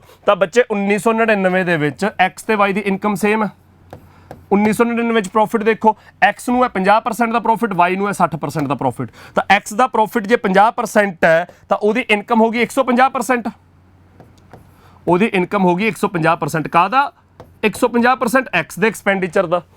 ਤੇ y ਦਾ 60% profit ਹੈ ਤਾਂ y ਦੀ income ਹੋਗੀ 160%। ਕਾਹਦਾ 160%? y ਦੇ ਐਕਸਪੈਂਡੀਚਰ ਦਾ। ਇੱਥੇ ਤੱਕ ਕਲੀਅਰ ਹੈ ਬੱਚੇ ਸਾਰਿਆਂ ਨੂੰ? x ਨੂੰ 50% ਦਾ ਪ੍ਰੋਫਿਟ ਹੈ, ਆਪਾਂ ਇਨਕਮਸ ਕਿਉਂ ਕੱਢ ਰਹੇ ਹਾਂ? ਕਿਉਂਕਿ ਕੁਐਸਚਨ 'ਚ ਇਨਕਮਸ ਕਹਿ ਰਿਹਾ ਕਿ ਸੇਮ ਨੇ। ਐਗਜ਼ਾਮੀਨਰ ਕਹਿੰਦਾ ਇਨਕਮਸ ਇਕੁਅਲ ਨੇ ਦੋਨਾਂ ਦੀਆਂ 1999 ਦੀਆਂ, ਤਾਂ ਦੋਨਾਂ ਦੀਆਂ ਇਨਕਮਸ ਕੱਢ ਲਿਆ ਕਿੰਨੀਆਂ ਨੇ। ਤਾਂ ਇਨਕਮ ਨਿਕਲੂ ਪ੍ਰੋਫਿਟ ਜੋੜ ਕੇ। x ਨੂੰ 1999 ਚ ਕਿੰਨਾ ਪ੍ਰੋਫਿਟ ਹੈ? 50%, ਤਾਂ ਇਨਕਮ ਆ ਗਈ 150%। ਕਾਹਦਾ 150%? ਉਹਦੇ ਐਕਸਪੈਂਡੀਚਰ ਦਾ। ਤੇ y ਦਾ 60% ਪ੍ਰੋਫਿਟ ਹੈ ਤਾਂ ਇਨਕਮ ਆ ਗਈ 100 ਦੇ ਵਿੱਚ ਜੋੜ ਕੇ 160%। ਕਾਹਦਾ 160%? ਉਹਦੇ ਐਕਸਪੈਂਡੀਚਰ ਦਾ। ਪਰ ਐਗਜ਼ਾਮੀਨਰ ਕਹਿੰਦਾ ਇਹ ਦੋਨੇ ਇਨਕਮਸ ਤਾਂ ਬਰਾਬਰ ਨੇ। ਐਗਜ਼ਾਮੀਨਰ ਕਹਿੰਦਾ ਇਹ ਦੋਨੇ ਵੈਲਿਊਜ਼ ਬਰਾਬਰ ਨੇ ਤਾਂ ਕਾਮਨ ਕੱਟੋ। ਇੱਥੇ x ਦਾ ਐਕਸਪੈਂਡੀਚਰ, ਇੱਥੇ y ਦਾ ਐਕਸਪੈਂਡੀਚਰ ਬਚ ਜੂਗਾ, ਇਹਨਾਂ ਦੀ ਰੇਸ਼ੋ ਨਿਕਲ ਆਊਗੀ ਬੱਚੇ। ਪਰਸੈਂਟ ਨਾਲ ਪਰਸੈਂਟ ਕੈਂਸਲ, 0 ਨਾਲ 0 ਕੈਂਸਲ, ਤਾਂ ਇਹ ਕੀ ਆ ਗਿਆ 15EX is equal to 16EY। ਤਾਂ EX ਤੇ EY ਦੀ ਰੇਸ਼ੋ ਕੀ ਆ ਗਈ? x ਦਾ ਐਕਸਪੈਂਡੀਚਰ ਤੇ y ਦਾ ਐਕਸਪੈਂਡੀਚਰ ਕੀ ਆ ਗਿਆ? 16:15 ਬੱਚੇ ਤੁਹਾਡਾ ਆਨਸਰ ਆ ਗਿਆ ਇਸ ਕੁਐਸਚਨ ਦਾ। ਤਾਂ 16:15 ਡੀ ਆਪਸ਼ਨ ਤੁਹਾਡਾ ਆਨਸਰ ਆ ਗਿਆ ਬੱਚੇ। ਕਲੀਅਰ ਹੈ ਜੀ ਸਾਰਿਆਂ ਨੂੰ? ਤਾਂ ਕਿਸੇ ਕੁਐਸਚਨ ਦੇ ਵਿੱਚ ਮਤਲਬ 5 ਦੇ 5 ਕੁਐਸਚਨ ਆਪਾਂ ਕਰ ਲਏ, ਕੋਈ ਇਹੋ ਜਿਹਾ ਕੁਐਸਚਨ ਨਹੀਂ ਸੀ ਵੀ ਜਿੱਥੇ ਅਸੀਂ ਖੜ ਕੇ ਦੇਖਦੇ ਜੇ ਰਹਿ ਗਏ ਵੀ ਆਹ ਕਿਵੇਂ ਕਰਨਾ ਸੀਗਾ। ਤਾਂ ਬੱਚੇ ਆਪਣੇ ਲਗਭਗ ਸਾਰੇ ਕੁਐਸਚਨ ਬਹੁਤ ਈਜ਼ੀਲੀ ਹੋਏ ਨੇ। ਉਹਦੇ ਲਈ ਜ਼ਰੂਰੀ ਕੀ ਸੀ? ਆਹ ਸਾਰੇ ਦੀ ਸਾਰੀ ਇਨਫੋਰਮੇਸ਼ਨ ਚੰਗੀ ਤਰ੍ਹਾਂ ਸਮਝਣੀ ਕਿ ਪ੍ਰੋਫਿਟ ਪਰਸੈਂਟ ਗਿਵਨ ਹੈ ਤਾਂ ਅਸੀਂ ਪ੍ਰੋਫਿਟ ਪਰਸੈਂਟ ਦੀ ਹੈਲਪ ਦੇ ਨਾਲ, ਇਹਦੀ ਸਹਾਇਤਾ ਦੇ ਨਾਲ ਕੀ ਇੱਕ ਕੰਪਨੀ ਦਾ ਦੂਜੀ ਕੰਪਨੀ ਨਾਲ ਕੰਪੈਰੀਜ਼ਨ ਕਰ ਸਕਦੇ ਹਾਂ, ਜਾਂ ਕਿ ਇੱਕੋ ਹੀ ਕੰਪਨੀ ਦਾ ਇਸ ਸਾਲ ਤੇ ਉਸ ਸਾਲ ਦਾ ਕੰਪੈਰੀਜ਼ਨ ਕਰ ਸਕਦੇ ਹਾਂ? ਕਦੇ ਨਹੀਂ ਕਰ ਸਕਦੇ। ਉਹ ਮੈਂ ਸ਼ੁਰੂ 'ਚ ਐਕਸਪਲੇਨ ਕੀਤਾ। ਕੰਪੈਰੀਜ਼ਨ ਕਦੋਂ ਕਰ ਸਕਦੇ ਹਾਂ? ਜਦੋਂ ਕੋਈ ਨਾ ਕੋਈ ਰਿਲੇਸ਼ਨ ਦਿੱਤਾ ਹੋਵੇ ਕਿ ਭਾਈ ਉਹ ਇਕੁਅਲ ਨੇ, ਤਾਂ ਆਪਾਂ ਇੱਕ ਕੰਪਨੀ ਤੇ ਦੂਜੀ ਕੰਪਨੀ ਦਾ ਕੰਪੈਰੀਜ਼ਨ ਕਰ ਸਕੇ। ਜਦੋਂ ਕੋਈ ਰਿਲੇਸ਼ਨ ਦਿੱਤਾ, ਇਸ ਕੁਐਸਚਨ ਦੇ ਵਿੱਚ ਵੀ ਰਿਲੇਸ਼ਨ ਦਿੱਤਾ ਹੋਇਆ ਸੀਗਾ ਕਿ ਭਾਈ ਐਕਸ ਕੰਪਨੀ ਦਾ ਜਿਹੜਾ 98 ਦਾ ਐਕਸਪੈਂਡੀਚਰ ਹੈ ਉਹ ਇੰਨਾ ਤੇ ਉਹਦੀ ਇਨਕਮ 2001 ਦੇ ਐਕਸਪੈਂਡੀਚਰ ਦੇ ਬਰਾਬਰ ਆ ਜੂਗੀ। ਰਿਲੇਸ਼ਨ ਦਿੱਤਾ ਨਾ, ਤਾਂ 1998 ਤੇ 2001 ਦਾ ਕੰਪੈਰੀਜ਼ਨ ਪੋਸੀਬਲ ਹੋਇਆ। ਤਾਂ ਬੱਚੇ ਇਸ ਚੀਜ਼ ਧਿਆਨ ਨਾਲ ਸਮਝਣੇ। ਉਹ ਇਸ ਚਾਰਟ 'ਚ ਥੋੜਾ ਜਿਹਾ ਸਮਝਾਉਣ ਦੀ ਕੋਸ਼ਿਸ਼ ਕੀਤੀ। ਤਾਂ ਆਪਣੇ 5 ਕੁਐਸਚਨ ਹੋ ਗਏ। ਅਗਲਾ ਕੁਐਸਚਨ ਬੱਚੇ ਅੱਜ ਦੀ ਕਲਾਸ ਦੇ ਵਿੱਚ ਆਪਾਂ ਡਾਟਾ ਟੇਬਲ ਦਾ ਕਰਨਾ। ਜਿਹੜੇ ਬੱਚਿਆਂ ਨੇ ਕਲਾਸ ਲੇਟ ਜੁਆਇਨ ਕੀਤੀ ਹੈ ਮੈਂ ਛੇਤੀ ਦੱਸ ਦਿੰਦਾ ਕਿ ਆਪਣਾ ਨੈਬ ਤਹਿਸੀਲਦਾਰ ਦਾ ਪੇਪਰ ਲਗਭਗ ਸਿਰ ਤੇ ਆ ਗਿਆ। 3 ਦਿਨਾਂ ਬਾਅਦ ਪੇਪਰ ਹੈ। ਨੈਬ ਦੇ ਪੇਪਰ ਨੂੰ ਖਾਸ ਧਿਆਨ 'ਚ ਰੱਖ ਕੇ ਕਿ ਉਸ ਤੋਂ ਬਾਅਦ ਜਿਹੜੇ ਪੇਪਰ ਹੋਣੇ ਉਹ ਤਾਂ ਲੜੀਵਾਰ ਹੋ ਜਾਣਗੇ, ਸਿਲੇਬਸ ਲਗਭਗ ਸੇਮ ਹੈ। ਤਾਂ ਨੈਬ ਦੇ ਪੇਪਰ ਤੋਂ ਪਹਿਲਾਂ ਆਪਾਂ DI ਸਾਰੀ ਦੀ ਸਾਰੀ ਕਵਰ ਕਰ ਲਈਏ। ਤਾਂ ਆਪਾਂ ਸਾਰਾ ਸਿਲੇਬਸ DI ਦਾ ਕਵਰ ਕਰਨ ਦੀ ਕੋਸ਼ਿਸ਼ ਕੀਤੀ ਹੈ। ਹਰ ਕਲਾਸ 'ਚ ਕੁਛ ਨਾ ਕੁਛ ਨਵਾਂ ਕਰਨ ਦੀ ਕੋਸ਼ਿਸ਼ ਕੀਤੀ ਹੈ। ਪਿਛਲੀ ਕਲਾਸ 'ਚ ਜਿਵੇਂ ਆਪਾਂ ਡਬਲ ਪਾਈ ਚਾਰਟ ਕੀਤਾ, ਉਸ ਤੋਂ ਪਿਛਲੀ ਕਲਾਸ 'ਚ ਆਪਾਂ ਮਿਕਸ ਚਾਰਟ ਕੀਤਾ, ਉਸ ਤੋਂ ਪਿਛਲੀ ਕਲਾਸ 'ਚ ਆਪਾਂ ਵੈਨ ਡਾਇਗਰਾਮ ਤੇ ਬਿਨਾਂ ਵੈਨ ਡਾਇਗਰਾਮ ਵਾਲੇ ਕੇਸ ਸਟੱਡੀਜ਼ ਦੇ ਕੁਐਸਚਨ ਕੀਤੇ, ਉਸ ਤੋਂ ਪਿਛਲੇ ਹਫਤੇ ਆਪਾਂ ਡਾਟਾ ਟੇਬਲ, ਬਾਰ ਗ੍ਰਾਫ ਤਮਾਮ ਚੀਜ਼ਾਂ ਸਿੱਖੀਆਂ। ਤਾਂ ਅੱਜ ਦੀ ਕਲਾਸ ਦੇ ਵਿੱਚ ਬੱਚੇ ਆਪਾਂ ਲਾਈਨ ਚਾਰਟ ਦਾ ਕੁਐਸਚਨ ਕੀਤਾ ਪਰ ਇਨਕਮ ਐਕਸਪੈਂਡੀਚਰ ਵਾਲਾ। ਇਸ ਤੋਂ ਬਾਅਦ ਅੱਜ ਦੀ ਕਲਾਸ ਦੇ ਵਿੱਚ ਆਪਾਂ ਇੱਕ ਡਾਟਾ ਟੇਬਲ ਦਾ ਕੁਐਸਚਨ ਕਰਨਾ ਹੈ। ਈਜ਼ੀ ਹੈ ਤੇ ਇੰਟਰਸਟਿੰਗ ਹੈ। ਇਹ ਨਹੀਂ ਹੈਗਾ ਕਿ ਈਜ਼ੀ ਕੁਐਸਚਨ ਹੈ ਤੇ ਆਰਾਮ ਨਾਲ ਹੋਈ ਜਾਊਗਾ, ਬੋਰ ਹੋ ਜਾਵਾਂਗੇ। ਇੰਟਰਸਟਿੰਗ ਵੀ ਹੈ। ਤੇ ਤੀਜਾ ਕੁਐਸਚਨ ਅੱਜ ਦੀ ਕਲਾਸ ਦੇ ਵਿੱਚ ਬੱਚੇ ਮੈਂ ਕਰਵਾਊਂਗਾ ਤੁਹਾਡਾ ਮਿਕਸ ਚਾਰਟ ਦਾ ਕੁਐਸਚਨ, ਜਿਹਦੇ ਵਿੱਚ ਮੇਰੇ ਖਿਆਲ 'ਚ ਇੱਕ ਤੁਹਾਨੂੰ ਟੇਬਲ ਦਿੱਤਾ ਹੋਇਆ, ਇੱਕ ਨਾਲ ਪਾਈ ਚਾਰਟ ਬਣਿਆ ਹੋਏਗਾ, ਮੈਨੂੰ ਯਾਦ ਨਹੀਂ ਹੈਗਾ ਕੀ ਹੈ, ਤੇ ਪਾਈ ਚਾਰਟ ਤੇ ਟੇਬਲ ਹੀ ਹੈਗਾ। ਉਹ ਕੁਐਸਚਨ ਮੈਂ ਅੱਜ ਤੋਂ 3 ਦਿਨ ਪਹਿਲਾਂ ਜਿੱਦਣ ਮਿਕਸ ਚਾਰਟ ਕਰਾਇਆ ਸੀਗਾ ਉਦਣ ਹੋਮਵਰਕ ਦਿੱਤਾ ਸੀ ਉਹ ਕੁਐਸਚਨ। ਤਾਂ ਕੁਝ ਬੱਚਿਆਂ ਦੇ ਡਾਊਟਸ ਆਏ ਸੀਗੇ, 3-4 ਅਲੱਗ-ਅਲੱਗ ਬੱਚਿਆਂ ਦੇ ਡਾਊਟਸ ਆਏ ਸੀ, ਉਹ ਕੁਐਸਚਨ ਹੋਇਆ ਨਹੀਂ ਹੈਗਾ। ਤਾਂ ਇਸ ਕਰਕੇ ਅੱਜ ਦੀ ਕਲਾਸ ਦੇ ਵਿੱਚ ਤੀਜਾ ਕੁਐਸਚਨ ਵੀ ਕਰਾਂਗੇ ਜਿਹੜਾ ਹੋਮਵਰਕ ਮਿਲਿਆ ਹੋਇਆ ਕੁਐਸਚਨ ਸੀ। ਤਾਂ ਪਹਿਲਾਂ ਦੂਜੇ ਕੁਐਸਚਨ ਤੇ ਆ ਜਾਓ, ਡਾਟਾ ਟੇਬਲ ਦਾ ਕੁਐਸਚਨ। ਤਾਂ ਡਾਟਾ ਟੇਬਲ ਦੇ ਵਿੱਚ ਬੱਚੇ ਕੀ ਗਿਵਨ ਹੈ? Based on the following table answer the given question. ਆਪਾਂ ਨੂੰ ਇਨਫੋਰਮੇਸ਼ਨ ਗਿਵਨ ਹੈ, ਯੂਨੀਵਰਸਿਟੀਜ਼ ਦਾ ਡਾਟਾ ਗਿਵਨ ਹੈ। ਕਿਹੜੀਆਂ ਯੂਨੀਵਰਸਿਟੀਜ਼ ਨੇ? JKL ਤੇ M। ਉਹ ਕਹਿੰਦੇ ਇਹਨਾਂ ਚਾਰਾਂ ਯੂਨੀਵਰਸਿਟੀਆਂ ਦੇ ਵਿੱਚ total number of faculty members ਕਿੰਨੀ ਫੈਕਲਟੀ ਹੈ? J ਯੂਨੀਵਰਸਿਟੀ 'ਚ 250, K ਦੇ ਵਿੱਚ 180, L ਦੇ ਵਿੱਚ 150, M ਦੇ ਵਿੱਚ 100 ਫੈਕਲਟੀ ਮੈਂਬਰ ਨੇ। ਤਾਂ ਚਾਰਾਂ ਯੂਨੀਵਰਸਿਟੀਆਂ ਦੇ ਵਿੱਚ ਟੋਟਲ ਕਿੰਨੀ ਫੈਕਲਟੀ ਹੈ ਉਹਦਾ ਡਾਟਾ ਦਿੱਤਾ ਹੋਇਆ। ਤੇ ਉਹ ਜਿਹੜੀਆਂ 4 ਵੈਲਿਊਜ਼ ਨੇ ਉਹ ਸੌਖੀਆਂ ਵੈਲਿਊਜ਼ ਨੇ। ਉਹ ਕੋਈ ਐ ਨਹੀਂ ਹੈਗਾ ਕਿ 327 ਹੈ ਜਾਂ 193 ਹੈ ਜਾਂ 436 ਹੈ, ਇਹੋ ਜਿਹੀ ਕੋਈ ਵੈਲਿਊ ਨਹੀਂ ਹੈਗੀ। ਆਸਾਨ ਰਾਊਂਡ ਆਫ ਵੈਲਿਊਜ਼ ਨੇ ਜਿਨ੍ਹਾਂ ਦੇ ਪਿੱਛੇ 0 ਪੈ ਰਹੀ ਹੈ। 250, 180, 150, 100 ਆਸਾਨ ਵੈਲਿਊਜ਼ ਨੇ ਟੋਟਲ ਫੈਕਲਟੀ ਮੈਂਬਰ। ਫਿਰ ਉਹ ਜਿਹੜੀ ਟੋਟਲ ਫੈਕਲਟੀ ਹੈ ਉਹਦੇ ਵਿੱਚੋਂ, ਇਸ ਟੋਟਲ ਫੈਕਲਟੀ ਦੇ ਵਿੱਚੋਂ percentage of assistant professors, faculty 'ਚ ਤਾਂ ਸਾਰੇ ਹੀ ਆ ਗਏ, ਥੱਲੇ ਨੋਟ 'ਚ ਲਿਖਿਆ ਵੀ ਹੋਇਆ ਹੈ the faculty members include assistant professor, associate professor and ਕੱਲੇ ਪ੍ਰੋਫੈਸਰਸ ਓਨਲੀ। ਤਾਂ ਬੱਚੇ ਜਿਹੜੀ ਫੈਕਲਟੀ ਸਾਨੂੰ ਕਾਲਜ ਵਾਈਜ਼ ਯੂਨੀਵਰਸਿਟੀ ਵਾਈਜ਼ ਦਿੱਤੀ ਹੋਈ ਹੈ ਉਹ ਆ ਗਈ ਕੁੱਲ ਫੈਕਲਟੀ। ਪਰ ਉਸ ਕੁੱਲ ਫੈਕਲਟੀ ਦੇ ਵਿੱਚ ਅਸਿਸਟੈਂਟ ਪ੍ਰੋਫੈਸਰ ਵੀ ਨੇ, ਐਸੋਸੀਏਟ ਵੀ ਨੇ ਤੇ ਇਕੱਲੇ ਪ੍ਰੋਫੈਸਰ ਵੀ ਨੇ। ਸਾਨੂੰ ਡਾਟਾ ਦਿੱਤਾ ਹੈ ਪਰਸੈਂਟੇਜ ਦੇ ਵਿੱਚ ਕਾਹਦਾ, ਅਸਿਸਟੈਂਟ ਪ੍ਰੋਫੈਸਰਸ ਦਾ। ਤਾਂ ਪਰਸੈਂਟੇਜ ਦੇ ਵਿੱਚ ਅਸਿਸਟੈਂਟ ਪ੍ਰੋਫੈਸਰ ਕਿੰਨੇ, ਜੇ ਯੂਨੀਵਰਸਿਟੀ ਦੇ ਵਿੱਚ 60%। ਤਾਂ ਬੱਚੇ 60% ਕਿਹਦੇ ਬਰਾਬਰ, ਕਿਹਦਾ 60%? ਮੈਂ ਬਾਰ-ਬਾਰ ਕਿਹਾ ਸੀ 60% ਮੋਗੇ ਦੀ ਆਬਾਦੀ ਤਾਂ ਥੋੜੀ ਕੱਢਾਂਗੇ ਆਪਾਂ, ਓਬਵੀਅਸਲੀ ਜਿਹਦੇ ਵਿੱਚੋਂ ਇਹ ਆਏ ਹੋਏ ਨੇ ਉਹਦਾ ਹੀ 60% ਕਰਾਂਗੇ। ਤਾਂ 250 ਦਾ 60%, 60% ਦੀ ਫ੍ਰੈਕਸ਼ਨ ਬੱਚੇ ਤੁਸੀਂ 6/10, 3/5 ਤਾਂ ਆਪਾਂ ਯੂਜ਼ ਕਰਦੇ ਹਾਂ, 6/10 ਵੀ ਯੂਜ਼ ਕਰ ਸਕਦੇ ਹਾਂ। ਤਾਂ 250 ਦਾ 3/5, 250 ਦਾ 1/5 50 ਹੁੰਦਾ ਹੈ, ਤਾਂ 3/5 150 ਹੋ ਜਾਊਗਾ। ਤਾਂ ਮੇਰੇ ਕਹਿਣ ਦਾ ਮਤਲਬ ਕਿ 60% ਕਾਹਦਾ, 250 ਦਾ। ਕੇ ਯੂਨੀਵਰਸਿਟੀ ਦੇ ਵਿੱਚ 75%, 75% ਮਤਲਬ 3/4, ਤਾਂ 180 ਦਾ 3/4 135। ਐਲ ਯੂਨੀਵਰਸਿਟੀ ਦੇ ਵਿੱਚ 80%, 80% ਮਤਲਬ ਜਾਂ ਤਾਂ 4/5 ਕਰ ਦੋ, ਤਾਂ 150 ਦਾ 4/5 ਕਰ ਦੋ 120। ਤੇ ਚੌਥੀ ਯੂਨੀਵਰਸਿਟੀ ਐਮ ਦੇ ਵਿੱਚ 63%, ਪਰ 63% ਦੇਖੋ 60 75 80 ਤਾਂ ਰਾਉਂਡ ਆਫ ਵੈਲਿਊਜ਼ ਸੀ, ਉਹਨਾਂ ਦੀ ਫ੍ਰੈਕਸ਼ਨ ਵੀ ਆਪਾਂ ਪੜ੍ਹੀ ਹੋਈ ਹੈ। ਚੌਥੀ ਯੂਨੀਵਰਸਿਟੀ ਦੇ ਵਿੱਚ 63% ਆ ਗਿਆ, 63% ਦੀ ਤਾਂ ਕੋਈ ਫ੍ਰੈਕਸ਼ਨ ਨਹੀਂ ਹੁੰਦੀ, ਪਰ 63% ਦਾ ਟੋਟਲ 100 ਹੈ, ਇਸ ਕਰਕੇ 63। ਤਾਂ ਸਾਨੂੰ ਬੱਚੇ ਅਸਿਸਟੈਂਟ ਪ੍ਰੋਫੈਸਰਸ ਪਰਸੈਂਟੇਜ ਦੇ ਵਿੱਚ ਦਿੱਤੇ ਹੋਏ ਸੀ, ਸਾਨੂੰ ਟੋਟਲ ਫੈਕਲਟੀ ਪਤਾ ਹੈ, ਤਾਂ ਇੰਨੇ ਪਰਸੈਂਟ ਇਹਦਾ ਕੱਢ ਕੇ ਸਾਨੂੰ ਪਤਾ ਲੱਗ ਗਿਆ ਕਿ ਅਸਿਸਟੈਂਟ ਪ੍ਰੋਫੈਸਰ ਜਿਹੜੇ ਪਰਸੈਂਟੇਜ 'ਚ ਦਿੱਤੇ ਸੀ ਉਹ ਗਿਣਤੀ 'ਚ ਕਿੰਨੇ, ਕਲੀਅਰ ਹੋ ਗਿਆ ਜੀ। ਫਿਰ ਅਖੀਰ ਤੇ ਐਸੋਸੀਏਟ ਪ੍ਰੋਫੈਸਰ ਦਿੱਤੇ ਆ ਨੰਬਰ ਦੇ ਵਿੱਚ। ਅਸਿਸਟੈਂਟ ਪ੍ਰੋਫੈਸਰ ਤਾਂ ਦਿੱਤੇ ਹੋਏ ਸੀ ਪਰਸੈਂਟੇਜ ਦੇ ਵਿੱਚ, ਐਸੋਸੀਏਟ ਪ੍ਰੋਫੈਸਰ ਬੱਚੇ ਸਾਨੂੰ ਨੰਬਰ ਦੇ ਵਿੱਚ ਦਿੱਤੇ ਹੋਏ ਆ, ਉਹ 75 24 16 21, ਉਹ ਕਲੀਅਰ। ਫਿਰ ਕੱਲੇ ਪ੍ਰੋਫੈਸਰ ਵੀ ਨੇ ਜਿਹਦਾ ਸਾਨੂੰ ਕੋਈ ਡਾਟਾ ਨਹੀਂ ਦਿੱਤਾ ਹੋਇਆ, ਤਾਂ ਕੱਲੇ ਪ੍ਰੋਫੈਸਰ ਕਿੰਨੇ ਬਣਨਗੇ ਉਹ ਸਾਨੂੰ ਦੇਖਣਾ ਪਊਗਾ ਕੁੱਲ ਫੈਕਲਟੀ ਦੇ ਵਿੱਚੋਂ। ਉਹ ਮੈਂ ਪ੍ਰੋਫੈਸਰ ਲਿਖਿਆ ਜਿਹਦਾ ਗਾਹ ਜਾ ਪੈ ਗਿਆ। ਕੱਲੇ ਪ੍ਰੋਫੈਸਰ ਦੇਖਣ ਦੇ ਲਈ ਸਾਨੂੰ ਪਤਾ ਕਿ ਕੁੱਲ ਫੈਕਲਟੀ ਜਿੰਨੀ ਵੀ ਹੈ ਚਾਰਾਂ ਯੂਨੀਵਰਸਿਟੀਜ਼ ਦੇ ਵਿੱਚ, ਕੁੱਲ ਫੈਕਲਟੀ ਜਿੰਨੀ ਵੀ ਹੈ ਉਹ 3 ਹਿੱਸੇ 'ਚ ਵੰਡੀ ਹੋਈ ਹੈ। ਆਪਾਂ ਕੱਲੀ ਜੇ ਯੂਨੀਵਰਸਿਟੀ ਦੀ ਜੇ ਗੱਲ ਕਰ ਲਈਏ ਤਾਂ ਜੇ ਯੂਨੀਵਰਸਿਟੀ ਦੇ ਵਿੱਚ ਕੁੱਲ 250 ਫੈਕਲਟੀ ਮੈਂਬਰ ਨੇ, ਤਾਂ ਇਹ 250 ਫੈਕਲਟੀ ਮੈਂਬਰ ਕਾਹਦੇ 'ਚ ਵੰਡੇ ਹੋਏ ਨੇ, ਅਸਿਸਟੈਂਟ ਪ੍ਰੋਫੈਸਰ, ਐਸੋਸੀਏਟ ਪ੍ਰੋਫੈਸਰ ਤੇ ਇਕੱਲੇ ਪ੍ਰੋਫੈਸਰ, ਜਿਹਦੇ ਵਿੱਚੋਂ ਅਸਿਸਟੈਂਟ ਪ੍ਰੋਫੈਸਰ ਵੀ ਆਪਾਂ ਕੱਢ ਲਏ, ਐਸੋਸੀਏਟ ਦਾ ਤਾਂ ਸਿੱਧਾ ਨੰਬਰ ਹੀ ਦਿੱਤਾ, ਤਾਂ ਇਕੱਲੇ ਪ੍ਰੋਫੈਸਰ ਕੱਢਣ ਦੇ ਲਈ 250 ਚੋਂ ਆਹ ਦੋ ਵੈਲਿਊਜ਼ ਮਾਈਨਸ ਕਰ ਦਾਂਗੇ। 150 ਤੇ 75 ਕਿੰਨਾ ਹੋ ਗਿਆ, 225। 250 ਚੋਂ 225 ਕੱਢੇ, 25 ਰਹਿ ਗਏ। ਅਸੀਂ ਕਹਿਣ ਦਾ ਮਤਲਬ ਕੈਲਕੂਲੇਟ ਕਰ ਸਕਦੇ ਹਾਂ, ਆਪਾਂ ਕੈਲਕੂਲੇਟ ਕਰ ਸਕਦੇ ਹਾਂ, ਕਰਨ ਨਹੀਂ ਬਹਿ ਜਾਣਾ। ਮੈਂ ਇਸੇ ਕਰਕੇ ਇਹਦੀਆਂ ਵੈਲਿਊਜ਼ ਲਿਖ ਕੇ ਨਹੀਂ ਲੈ ਕੇ ਆਇਆ, ਆਪਾਂ ਕੈਲਕੂਲੇਟ ਕਰ ਸਕਦੇ ਹਾਂ, ਇਹ ਦੇਖਣਾ ਹੁੰਦਾ, ਅਸੀਂ ਕਰਨਾ ਨਹੀਂ ਹੈਗਾ, ਅਸੀਂ ਸਿਰਫ ਉਹਨੂੰ ਕੈਲਕੂਲੇਟ ਕਰਾਂਗੇ ਜਿਹੜੀ ਵੈਲਿਊ ਚਾਹੀਦੀ ਹੋਊਗੀ। ਸੋ ਜੇ ਸਾਨੂੰ ਕੋਈ ਕਹੇ ਕਿ ਐਮ ਯੂਨੀਵਰਸਿਟੀ ਦੇ ਵਿੱਚ ਕੱਲੇ ਪ੍ਰੋਫੈਸਰ ਦੱਸੋ ਕਿੰਨੇ ਆ, ਤਾਂ ਐਮ ਯੂਨੀਵਰਸਿਟੀ ਦੇ ਵਿੱਚ ਕੱਲੇ ਪ੍ਰੋਫੈਸਰ, ਸਾਨੂੰ ਅਸਿਸਟੈਂਟ ਪ੍ਰੋਫੈਸਰ ਪਤਾ ਨੇ, ਐਸੋਸੀਏਟ ਪਤਾ ਨੇ, ਕੱਲੇ ਪ੍ਰੋਫੈਸਰ ਲਈ ਸਾਨੂੰ ਟੋਟਲ ਚੋਂ ਆ ਦੋਨੇ ਮਾਈਨਸ ਕਰਨੇ ਪੈਣਗੇ। ਤਾਂ ਟੋਟਲ ਉਹਦਾ 100 ਹੈ, ਉਹ ਚੋਂ 63 ਤੇ 21, 84 ਮਾਈਨਸ ਕਰ ਦੋ, ਤਾਂ 100 ਚੋਂ 84 ਕੱਢੇ, ਨਾਲ ਦੀ ਨਾਲ ਪਤਾ ਲੱਗ ਜੂ ਕਿ 16 ਫੈਕਲਟੀ ਮੈਂਬਰ ਪ੍ਰੋਫੈਸਰ ਨੇਗੇ। ਤਾਂ ਇਸੇ ਤਰ੍ਹਾਂ ਅਸੀਂ ਕਿਸੇ ਵੀ ਯੂਨੀਵਰਸਿਟੀ ਦਾ ਬੱਚੇ ਇਹ ਡਾਟਾ ਤਾਂ ਬੜੇ ਆਰਾਮ ਨਾਲ ਕੱਢ ਹੀ ਸਕਦੇ ਹਾਂ। ਹਾਂਜੀ ਕਲੀਅਰ ਹੈ ਬੱਚੇ।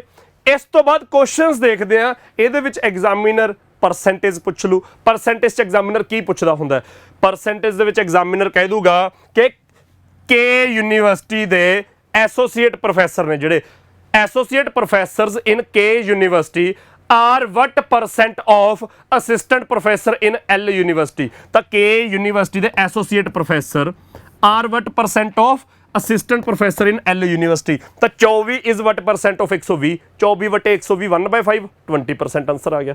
ਤਾਂ ਪਰਸੈਂਟੇਜ ਕੱਢਣ ਨੂੰ ਕਹਿ ਸਕਦਾ ਐਗਜ਼ਾਮੀਨਰ। ਰੇਸ਼ੀਓ ਪੁੱਛ ਸਕਦਾ ਕਿਸੇ ਦੀ ਕਿਸੇ ਨਾਲ, ਕਿਸੇ ਦੋ ਦੀ ਕਿਸੇ ਦੋ ਦੇ ਨਾਲ ਰੇਸ਼ੀਓ ਪੁੱਛ ਸਕਦਾ, ਐਵਰੇਜ ਊਵਰੇਜ ਜੋ ਮਰਜੀ ਐਗਜ਼ਾਮੀਨਰ ਪੁੱਛ ਲੈ, ਅਸੀਂ ਬੱਚੇ ਆਨਸਰਸ ਕਰ ਸਕਦੇ ਹਾਂਗੇ। ਅਸੀਂ ਇਹੀ ਕੁਐਸਚਨਸ ਦੀ ਪ੍ਰੈਕਟਿਸ ਲਗਾਤਾਰ 2 ਹਫ਼ਤੇ ਤੋਂ ਕਰਦੇ ਆ ਰਹੇ ਹਾਂ। ਪਹਿਲਾ ਕੁਐਸਚਨ ਦੇਖੋ, ਪਹਿਲੇ ਕੁਐਸਚਨ 'ਚ ਐਗਜ਼ਾਮੀਨਰ ਕਹਿੰਦਾ what is the difference between, ਆਪਾਂ ਡਿਫਰੈਂਸ ਦੱਸਣਾ ਕਾਹਦਾ, total number of associate professor in university J and M, J ਤੇ M ਦੇ associate professor together and the total number of ਕੱਲੇ professors in the same universities together। ਤਾਂ ਉਹਨਾਂ ਦੋਨਾਂ ਯੂਨੀਵਰਸਿਟੀਆਂ ਦੇ ਵਿੱਚ ਆਪਾਂ ਐਸੋਸੀਏਟ ਪ੍ਰੋਫੈਸਰ ਤੇ ਉਹਨਾਂ ਹੀ ਦੋਨਾਂ ਯੂਨੀਵਰਸਿਟੀਆਂ 'ਚ ਆਪਾਂ ਕੱਲੇ ਪ੍ਰੋਫੈਸਰ ਜਿਹੜੇ ਕੱਢਣੇ ਪੈਣਗੇ ਉਹਨਾਂ ਦਾ ਡਿਫਰੈਂਸ ਦੱਸਣਾ। ਤਾਂ ਐਸੋਸੀਏਟ ਪ੍ਰੋਫੈਸਰ ਤਾਂ ਬੱਚੇ J ਤੇ M ਹੋ ਗਏ 96, ਐਸੋਸੀਏਟ ਪ੍ਰੋਫੈਸਰ ਤਾਂ ਹੋ ਗਏ 96, 75 ਤੇ 21।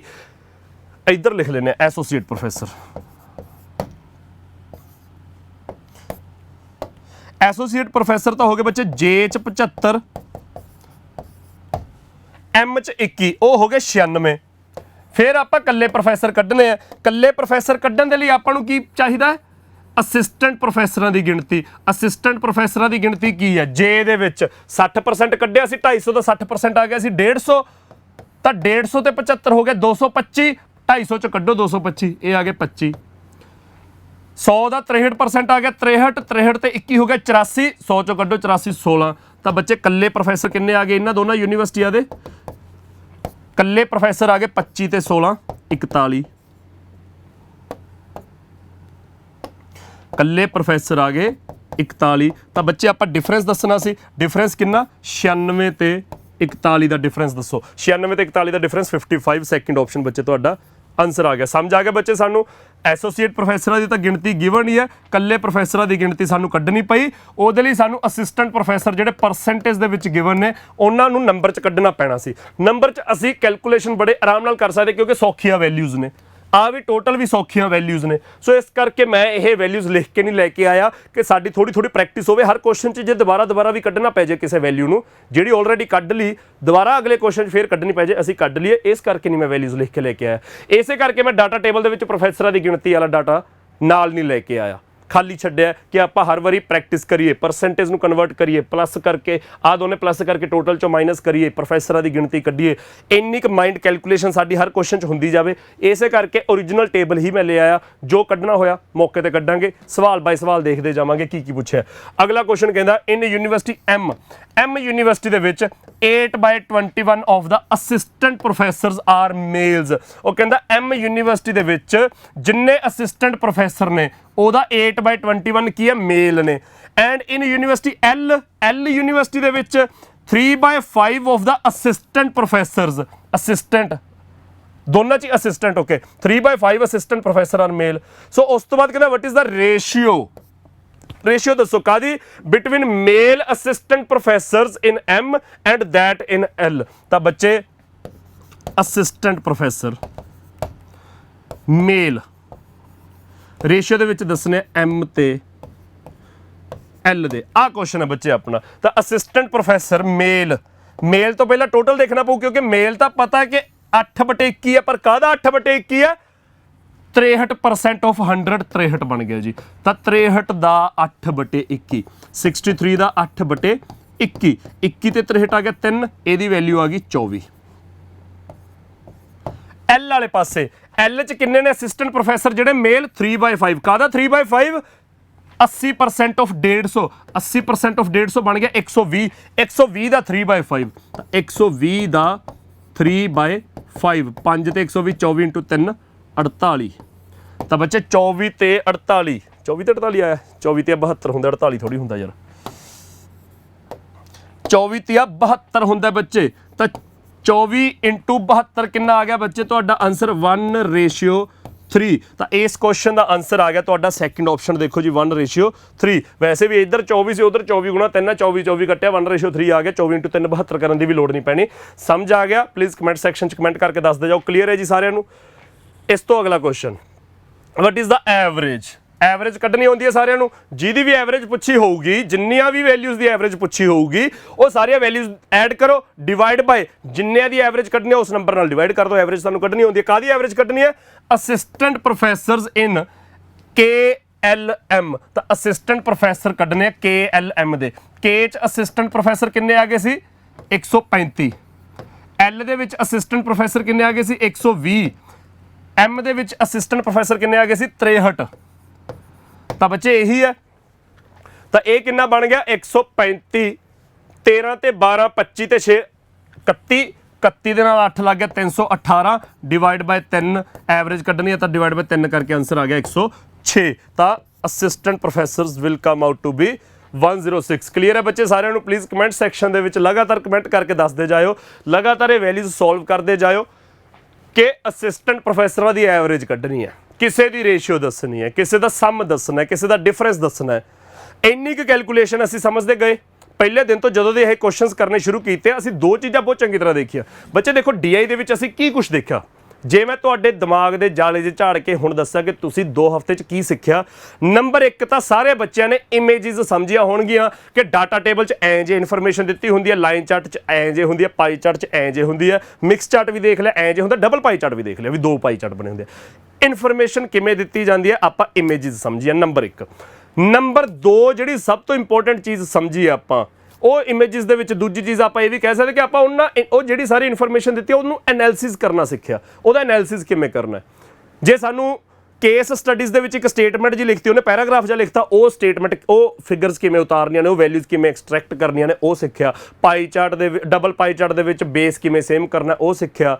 ਆ ਜਿਹੜਾ ਲਾਈਨ ਚਾਰਟ ਹੁਣ ਕੀਤਾ ਸੀਗਾ ਇਨਕਮ ਐਕਸਪੈਂਡੀਚਰ ਵਾਲਾ, ਇਹਦੇ ਵਿੱਚ ਆਪਾਂ ਫਿਗਰਸ ਕਿਵੇਂ ਚੱਕਣੀਆਂ ਨੇ, ਪ੍ਰੋਫਿਟ ਪਰਸੈਂਟ ਇੰਨਾ ਤਾਂ ਆਪਣੀ ਇਨਕਮ ਕੀ ਬਣੂਗੀ, ਉਹ ਸਾਰਾ ਕੁਝ ਸਿੱਖਿਆ। ਤੀਜੀ ਚੀਜ਼ ਸਭ ਤੋਂ ਇੰਪੋਰਟੈਂਟ ਜਿਹੜੀ ਜਿਹਦੇ ਤੇ ਮੈਂ ਜ਼ੋਰ ਦੇਣਾ ਹੈਗਾ, ਤੀਜੀ ਸਭ ਤੋਂ ਇੰਪੋਰਟੈਂਟ ਚੀਜ਼ ਬੱਚੇ ਆਪਾਂ ਕੀ ਸਿੱਖੀ ਆ, ਐਗਜ਼ਾਮੀਨਰ ਸਵਾਲਾਂ 'ਚ ਕੀ ਪੁੱਛ ਰਿਹਾ ਹੈ। ਪਰਸੈਂਟੇਜ ਕੱਢਣ ਨੂੰ ਕਹਿ ਦਿੰਦਾ, ਕਦੇ ਰੇਸ਼ੀਓ ਪੁੱਛ ਲੈਂਦਾ, ਕਦੇ ਐਵਰੇਜ ਕੱਢਣ ਨੂੰ ਕਹਿ ਦਿੰਦਾ, ਡਿਫਰੈਂਸ ਪੁੱਛ ਲੈਂਦਾ। ਅਸੀਂ ਬਹੁਤ ਇੰਪੋਰਟੈਂਟ ਚੀਜ਼ ਸਿੱਖੀ ਹੈ ਕਿ ਐਗਜ਼ਾਮੀਨਰ ਸਵਾਲਾਂ 'ਚ ਕੀ ਪੁੱਛ ਰਿਹਾ ਹੈਗਾ। ਐਗਜ਼ਾਮੀਨਰ ਸਵਾਲਾਂ 'ਚ ਟਾਈਮ ਸਪੀਡ ਡਿਸਟੈਂਸ ਦੇ ਸਵਾਲ ਥੋੜੀ ਪਾ ਰਿਹਾ ਹੈ। ਐਗਜ਼ਾਮੀਨਰ ਨਾ ਸਵਾਲਾਂ ਦੇ ਵਿੱਚ ਕਿਤੇ ਐਲੀਗੇਸ਼ਨ ਲਵਾ ਰਿਹਾ ਹੈ, ਆਪਾਂ ਕਿਤੇ ਇੰਟਰਸਟ ਨਹੀਂ ਕੈਲਕੂਲੇਟ ਕੀਤਾ। ਐਗਜ਼ਾਮੀਨਰ ਪਰਸੈਂਟੇਜ ਜੀ ਪੁੱਛ ਲੈਂਦਾ, ਕਦੇ ਰੇਸ਼ੀਓ ਜੀ ਕੱਢਣ ਨੂੰ ਕਹਿ ਦਿੰਦਾ, ਕਦੇ ਡਿਫਰੈਂਸ ਜਾਂ ਸਮ ਜਾਂ ਐਵਰੇਜ ਕਹਿ ਦਿੰਦਾ। ਆਹੀ ਕੁਝ ਚੱਲ ਰਿਹਾ, ਇਹੋ ਜਿਹੀਆਂ ਕੈਲਕੂਲੇਸ਼ਨਾਂ ਹੀ ਚੱਲ ਰਹੀਆਂ ਨੇ। ਤਾਂ ਇਹ ਬਹੁਤ ਇੰਪੋਰਟੈਂਟ ਸਿੱਖਿਆ। ਤੇ ਚੌਥੀ ਚੀਜ਼ ਕਿ ਉਹ ਕੈਲਕੂਲੇਸ਼ਨਾਂ ਕਰਨੀਆਂ ਕਿਵੇਂ ਨੇ, ਉਹਨਾਂ ਨਾਲ 2-2 ਹੱਥ ਕਿਵੇਂ ਕਰਨੇ, ਇਹ ਬਹੁਤ ਇੰਪੋਰਟੈਂਟ ਚੀਜ਼ ਸਿੱਖਿਆ। ਤਾਂ ਸਾਰੀ ਦੀ ਸਾਰੀ ਡੀ ਦਾ ਨਿਚੋੜ ਇਹ ਹੈ ਜਿਹੜੀਆਂ ਮੈਂ 4 ਚੀਜ਼ਾਂ ਬੋਲੀਆਂ ਕਿ ਆਪਾਂ ਆਹ 4 ਚੀਜ਼ਾਂ ਸਿੱਖੀਆਂ ਨੇਗੀਆਂ। ਅਗਲਾ ਕੁਐਸਚਨ ਦੇਖੋ ਬੱਚੇ, ਬਹੁਤ ਈਜ਼ੀ ਆ।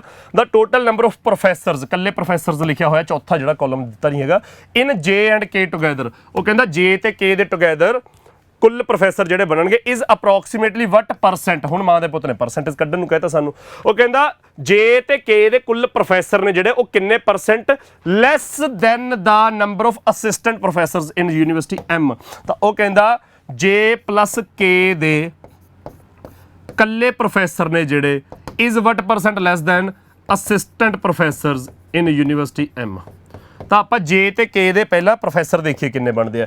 ਜੇ ਦੇ ਪ੍ਰੋਫੈਸਰ, ਜੇ 'ਚ ਆਹ 60% ਬਣਿਆ ਸੀ 150, 150 ਤੇ 75, 225, 250 ਚੋਂ ਕੱਢਿਆ ਤਾਂ 25 ਪ੍ਰੋਫੈਸਰ ਆ ਗਏ। ਆਹ ਆਪਾਂ ਪ੍ਰੋਫੈਸਰਾਂ ਦਾ ਡਾਟਾ ਲਿਖ ਦਿੰਦੇ, ਉੱਪਰ ਪ੍ਰੋਫੈਸਰ ਵੀ ਲਿਖ ਦਿੰਦੇ। ਚਲੋ ਹਾਂਜੀ, ਫਿਰ ਕੇ ਦੇ ਵੀ ਪ੍ਰੋਫੈਸਰ ਚਾਹੀਦੇ ਆ। 75% ਆਫ 180 ਬਣਿਆ ਸੀ 135, 135 ਤੇ 24 ਬਣ ਗਿਆ ਬੱਚੇ 159।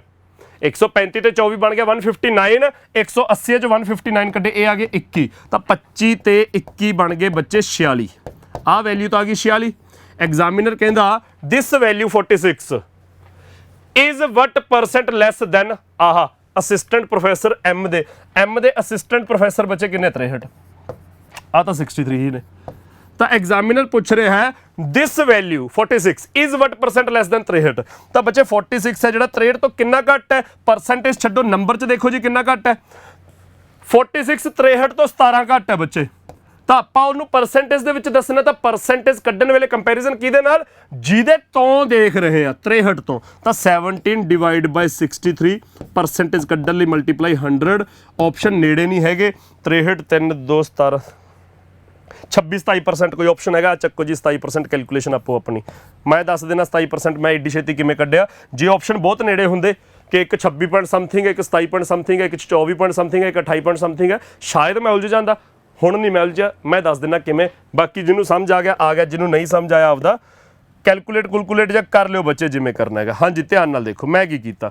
ਮੈਂ ਦੇਖਿਆ ਕਿ ਬੱਚੇ 100% ਕਿਹਦੇ ਬਰਾਬਰ ਹੁੰਦਾ, ਕਿੱਥੇ ਜੇ ਸਮਝਾਵਾਂ। ਆਹ ਦੇਖੋ 100% ਕਿਹਦੇ ਬਰਾਬਰ ਹੁੰਦਾ 1 ਦੇ। 50% ਕਿਹਦੇ ਬਰਾਬਰ ਹੁੰਦਾ, ਮੇਰੇ ਦਿਮਾਗ 'ਚ ਚੱਲ ਰਿਹਾ ਇਹ 1/2 ਦੇ। ਉਵੇਂ 33 1/3 ਕਿਹਦੇ ਬਰਾਬਰ ਹੁੰਦਾ 1/3 ਦੇ। ਆਹ ਫਰੈਕਸ਼ਨ ਪਤਾ ਨੇ ਨਾ ਮੈਨੂੰ। ਹੁਣ 50 ਕੀ ਹੈ 100 ਦਾ 1/2 ਹੈ। 33 1/3 ਕੀ ਹੈ 100 ਦਾ 1/3 ਹੈ। ਹੁਣ ਜੇ ਉੱਪਰ 100 ਹੈ ਥੱਲੇ 50 ਹੁੰਦਾ, 63 ਦੀ ਥਾਂ ਤੇ ਬੱਚੇ 50 ਹੁੰਦਾ। 63 ਦੀ ਥਾਂ ਤੇ ਜੇ 50 ਹੁੰਦਾ, 50 ਤਾਂ 1/2 ਬਣਦਾ, ਪਰ ਉੱਪਰ 100 ਹੈ ਤੇ ਇਹ 2/1 ਬਣ ਜਾਊਗਾ, ਉੱਪਰ 2 ਥੱਲੇ 1। ਇਹ ਕੈਲਕੂਲੇਸ਼ਨ ਤਾਂ ਕਲੀਅਰ ਹੈ ਨਾ ਸਾਰਿਆਂ ਨੂੰ। ਜੇ 33 1/3 ਹੁੰਦਾ, 50 ਦੀ ਥਾਂ ਤੇ 33 1/3 ਹੁੰਦਾ, ਮਤਲਬ ਮੰਨ ਲਓ 24 × 100 ਇਹਦੇ ਥੱਲੇ ਹੁੰਦਾ 33 1/3, ਮੰਨ ਲਓ ਐ ਹੁੰਦਾ। ਤਾਂ ਬੱਚੇ 100 ਤੇ 33 1/3 ਤਾਂ ਪਤਾ ਲੱਗ ਗਿਆ ਕਿ 1/3 ਹੁੰਦਾ, ਪਰ ਪੁੱਠਾ ਹੋ ਜਾਊਗਾ 3 1, ਉੱਪਰ 3 ਥੱਲੇ 1। ਹੁਣ ਜੇ 33 1/3 ਦੀ ਥਾਂ ਤੇ ਇੱਥੇ 66 2/3 ਹੁੰਦਾ, 66 2/3 ਹੁੰਦਾ। 66 2/3 ਦੀ ਫ੍ਰੈਕਸ਼ਨ ਬਣਦੀ ਹੁੰਦੀ 2/3, ਪਰ ਪੁੱਠਾ ਹੋ ਜੂ ਕਿਉਂਕਿ 100 ਉੱਪਰ ਆਪ ਥੱਲੇ ਆ ਉਹ, ਤਾਂ 3/2 ਬਣ ਜਾਂਦਾ। ਤਾਂ ਬੱਚੇ ਜੇ 66 2/3 ਹੁੰਦਾ ਤਾਂ ਇਹ 3 ਬਣ ਜਾਂਦਾ, ਇਹ 2 ਬਣ ਜਾਂਦਾ। ਪਰ ਹੁਣ ਉਹ ਜਿਹੜਾ ਅਸਲ 'ਚ 66 2/3 ਨਹੀਂ ਹੈਗਾ, 63 ਆ, ਤਾਂ ਉਹ 3/2 ਤਾਂ ਬਣ ਜਾਂਦਾ, 3/2 ਤਾਂ ਬਣ ਜਾਂਦਾ, ਪਰ 2 ਤੋਂ ਥੋੜਾ ਜਿਹਾ ਘੱਟ ਰਹਿ ਜਾਂਦਾ, ਜਾਂ 2 ਤੋਂ ਥੋੜਾ ਜਿਹਾ ਘੱਟ ਰਹਿ ਜਾਂਦਾ, ਜਾਂ ਤੁਸੀਂ ਐਂ ਕਹਿ ਲਓ ਕਿ ਥੱਲੇ ਤਾਂ 2 ਰਹਿ ਜਾਂਦਾ, ਉੱਪਰ 3 ਤੋਂ ਥੋੜਾ ਜਿਹਾ ਵੱਧ ਜਾਂਦਾ। 3.1 ਲਿਖ ਤੋਂ ਵੈਸੇ, ਤਾਂ ਮਤਲਬ 3/2 ਜਿਹੜਾ 1.5 ਗੁਣਾ ਹੈ, 3/2 ਆਪ 1.5 ਗੁਣਾ ਹੈ, 1.5 ਗੁਣਾ ਤੋਂ ਥੋੜਾ ਜਿਹਾ ਵੱਧ ਆਨਸਰ ਆ ਜਾਂਦਾ। ਤਾਂ 17 ਦਾ 1.5 ਗੁਣਾ ਬੱਚੇ ਕਿੰਨਾ ਹੁੰਦਾ 25.5, ਉਹ ਤੋਂ ਥੋੜਾ ਜਿਹਾ ਵੱਧ ਆਨਸਰ ਆਉਣਾ ਸੀ 26.5, 1% ਵੈਸੇ ਹੀ ਜੋੜ ਲਿਆ ਮੈਂ, ਤਾਂ ਉਹਦੇ ਨੇੜੇ ਮੈਂ 26-27 ਦੇ ਨੇੜੇ ਤਾਂ ਹੀ ਕਿਹਾ ਸੀ। ਤਾਂ ਆ ਚੱਕੋ ਜੀ ਆਨਸਰ ਤੁਹਾਡਾ 27%। ਬਾਕੀ ਸਾਰੇ ਆਪਸ਼ਨ ਗਲਤ ਨੇ, ਇਹ ਕਨਫਰਮ ਹੋ ਰਿਹਾ ਹੈਗਾ। ਸਮਝ ਆ ਗਿਆ ਸਾਰਿਆਂ ਨੂੰ ਮੈਂ ਕੀ ਮੱਥਾ ਜਾ ਮਾਰਿਆ ਹੈਗਾ? ਜੇ ਕਿਸੇ ਨੂੰ ਇਹ ਚੀਜ਼ ਨਹੀਂ ਸਮਝ ਆਏ, ਇਟਸ ਓਕੇ, ਆਪਦੀ ਕੈਲਕੂਲੇਸ਼ਨ ਹੋਰ ਕਰ ਲਓ। ਹੋਰ ਵੀ ਸੌਖਾ ਤਰੀਕਾ ਸਮਝਾ ਦੇਣਾ, ਇਹਦੇ ਵਿੱਚ ਇੱਕ ਹੋਰ ਜੁਗਾੜ ਲਵਾ ਦੇਣਾ ਮੈਂ ਤੁਹਾਡਾ। ਧਿਆਨ ਨਾਲ ਦੇਖੋ ਬੱਚੇ, 17 ਥੱਲੇ 63, ਪਰਸੈਂਟੇਜ ਕੱਢਣ ਲਈ ਮਲਟੀਪਲਾਈ 100। 17 ਦਾ 1 ਗੁਣਾ 17, 17 ਦੂਣੀ 34, 17 ਤੀਆ 51, 17 ਚੌਕੇ 68।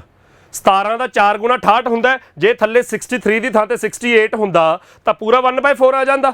1/4 ਦਾ ਮਤਲਬ 25%। ਪਰ ਹੁਣ 60 ਉੱਪਰ ਤਾਂ 17 ਹੀ ਹੈ, ਥੱਲੇ 68 ਤੋਂ ਥੋੜਾ ਜਿਹਾ ਛੋਟਾ ਨੰਬਰ ਹੈ, ਮਤਲਬ 1/4 ਚ 4 ਤੋਂ ਥੋੜਾ ਜਿਹਾ ਛੋਟਾ ਹੈ। ਡਿਨੋਮੀਨੇਟਰ ਘਟ ਗਿਆ, ਡਿਨੋਮੀਨੇਟਰ ਘਟ ਗਿਆ ਤਾਂ ਵੈਲਿਊ ਵਧ ਗਈ। ਤਾਂ 25% ਤਾਂ 1/4 ਦੇ ਨਾਲ ਆ ਗਿਆ ਸੀ, ਉਹ ਤੋਂ ਥੋੜੀ ਜਿਹੀ ਜ਼ਿਆਦਾ ਵੈਲਿਊ, ਫੇਰ ਚੱਕੋ 25 ਤੋਂ ਥੋੜਾ ਜਿਹਾ ਉੱਤੇ ਆਨਸਰ ਸਿਰਫ 27% ਹੈ। ਜਿਵੇਂ ਮਰਜ਼ੀ ਜਗਾੜ ਲਾ ਲਓ, ਆਹ ਕੈਲਕੂਲੇਸ਼ਨਾਂ ਪੇਪਰ 'ਚ ਮੌਕੇ ਤੇ ਕੰਮ ਆਉਂਦੀਆਂ ਹੁੰਦੀਆਂ ਨੇ, ਜੇ ਦਿਮਾਗ ਐ ਚੱਲਣ ਲੱਗ ਗਿਆ ਸਾਡਾ। ਤਾਂ ਬੱਚੇ ਕਲੀਅਰ ਹੈ ਸਾਰਿਆਂ ਨੂੰ? ਅਗਲਾ ਕੁਐਸਚਨ ਦੇਖੋ, ਇਹਦੇ ਵਿੱਚ ਅਗਲਾ ਕੁਐਸਚਨ ਕੀ ਆ? ਇਨ ਯੂਨੀਵਰਸਿਟੀ ਜੇ ਯੂਨੀਵਰਸਿਟੀ ਦੇ ਵਿੱਚ 72% faculty members are female. Faculty members ਦੀ ਗੱਲ ਹੋ ਰਹੀ ਹੈ ਬੱਚੇ, ਕਿਸੇ ਖਾਸ ਫੈਕਲਟੀ ਦੀ ਨਹੀਂ ਗੱਲ ਹੋ ਰਹੀ। ਕੁੱਲ ਫੈਕਲਟੀ ਚੋਂ ਕਹਿੰਦੇ 72% ਕੀ ਨੇ? ਫੀਮੇਲ ਨੇ। ਫਿਰ ਉਹਦੇ ਵਿੱਚ if 3/5 3/5 of the total assistant professors are female, ਉਹ ਕਹਿੰਦੇ ਜਿੰਨੇ ਅਸਿਸਟੈਂਟ ਪ੍ਰੋਫੈਸਰ ਨੇ ਉਹਦਾ 3/5 ਫੀਮੇਲ ਨੇ, ਤਾਂ what percent females are either associate professor or professor. ਤਾਂ ਕਹਿੰਦੇ ਪਰਸੈਂਟੇਜ ਦੇ ਵਿੱਚ ਦੱਸੋ। ਆਪਾਂ ਆਨਸਰ ਪਰਸੈਂਟੇਜ ਦੇ ਵਿੱਚ ਦੱਸਣਾ। ਕੀ ਦੱਸਣਾ ਕਿ ਪਰਸੈਂਟ ਕਿੰਨੇ ਪਰਸੈਂਟ ਫੀਮੇਲ, ਵਟ ਪਰਸੈਂਟ ਫੀਮੇਲ। ਤਾਂ ਬੱਚੇ ਕੁੱਲ ਜਿੰਨੀਆਂ ਫੀਮੇਲ ਹੋਣਗੀਆਂ ਉਹਦੇ ਨਾਲ ਕੰਪੈਰੀਜ਼ਨ ਕਰਾਂਗੇ। ਟੋਟਲ ਜਿਹੜੀ ਆਪਾਂ ਪਰਸੈਂਟੇਜ ਕੱਢਣੀ ਹੈ, ਕਾਹਦੀ ਕੱਢਣੀ ਹੈ?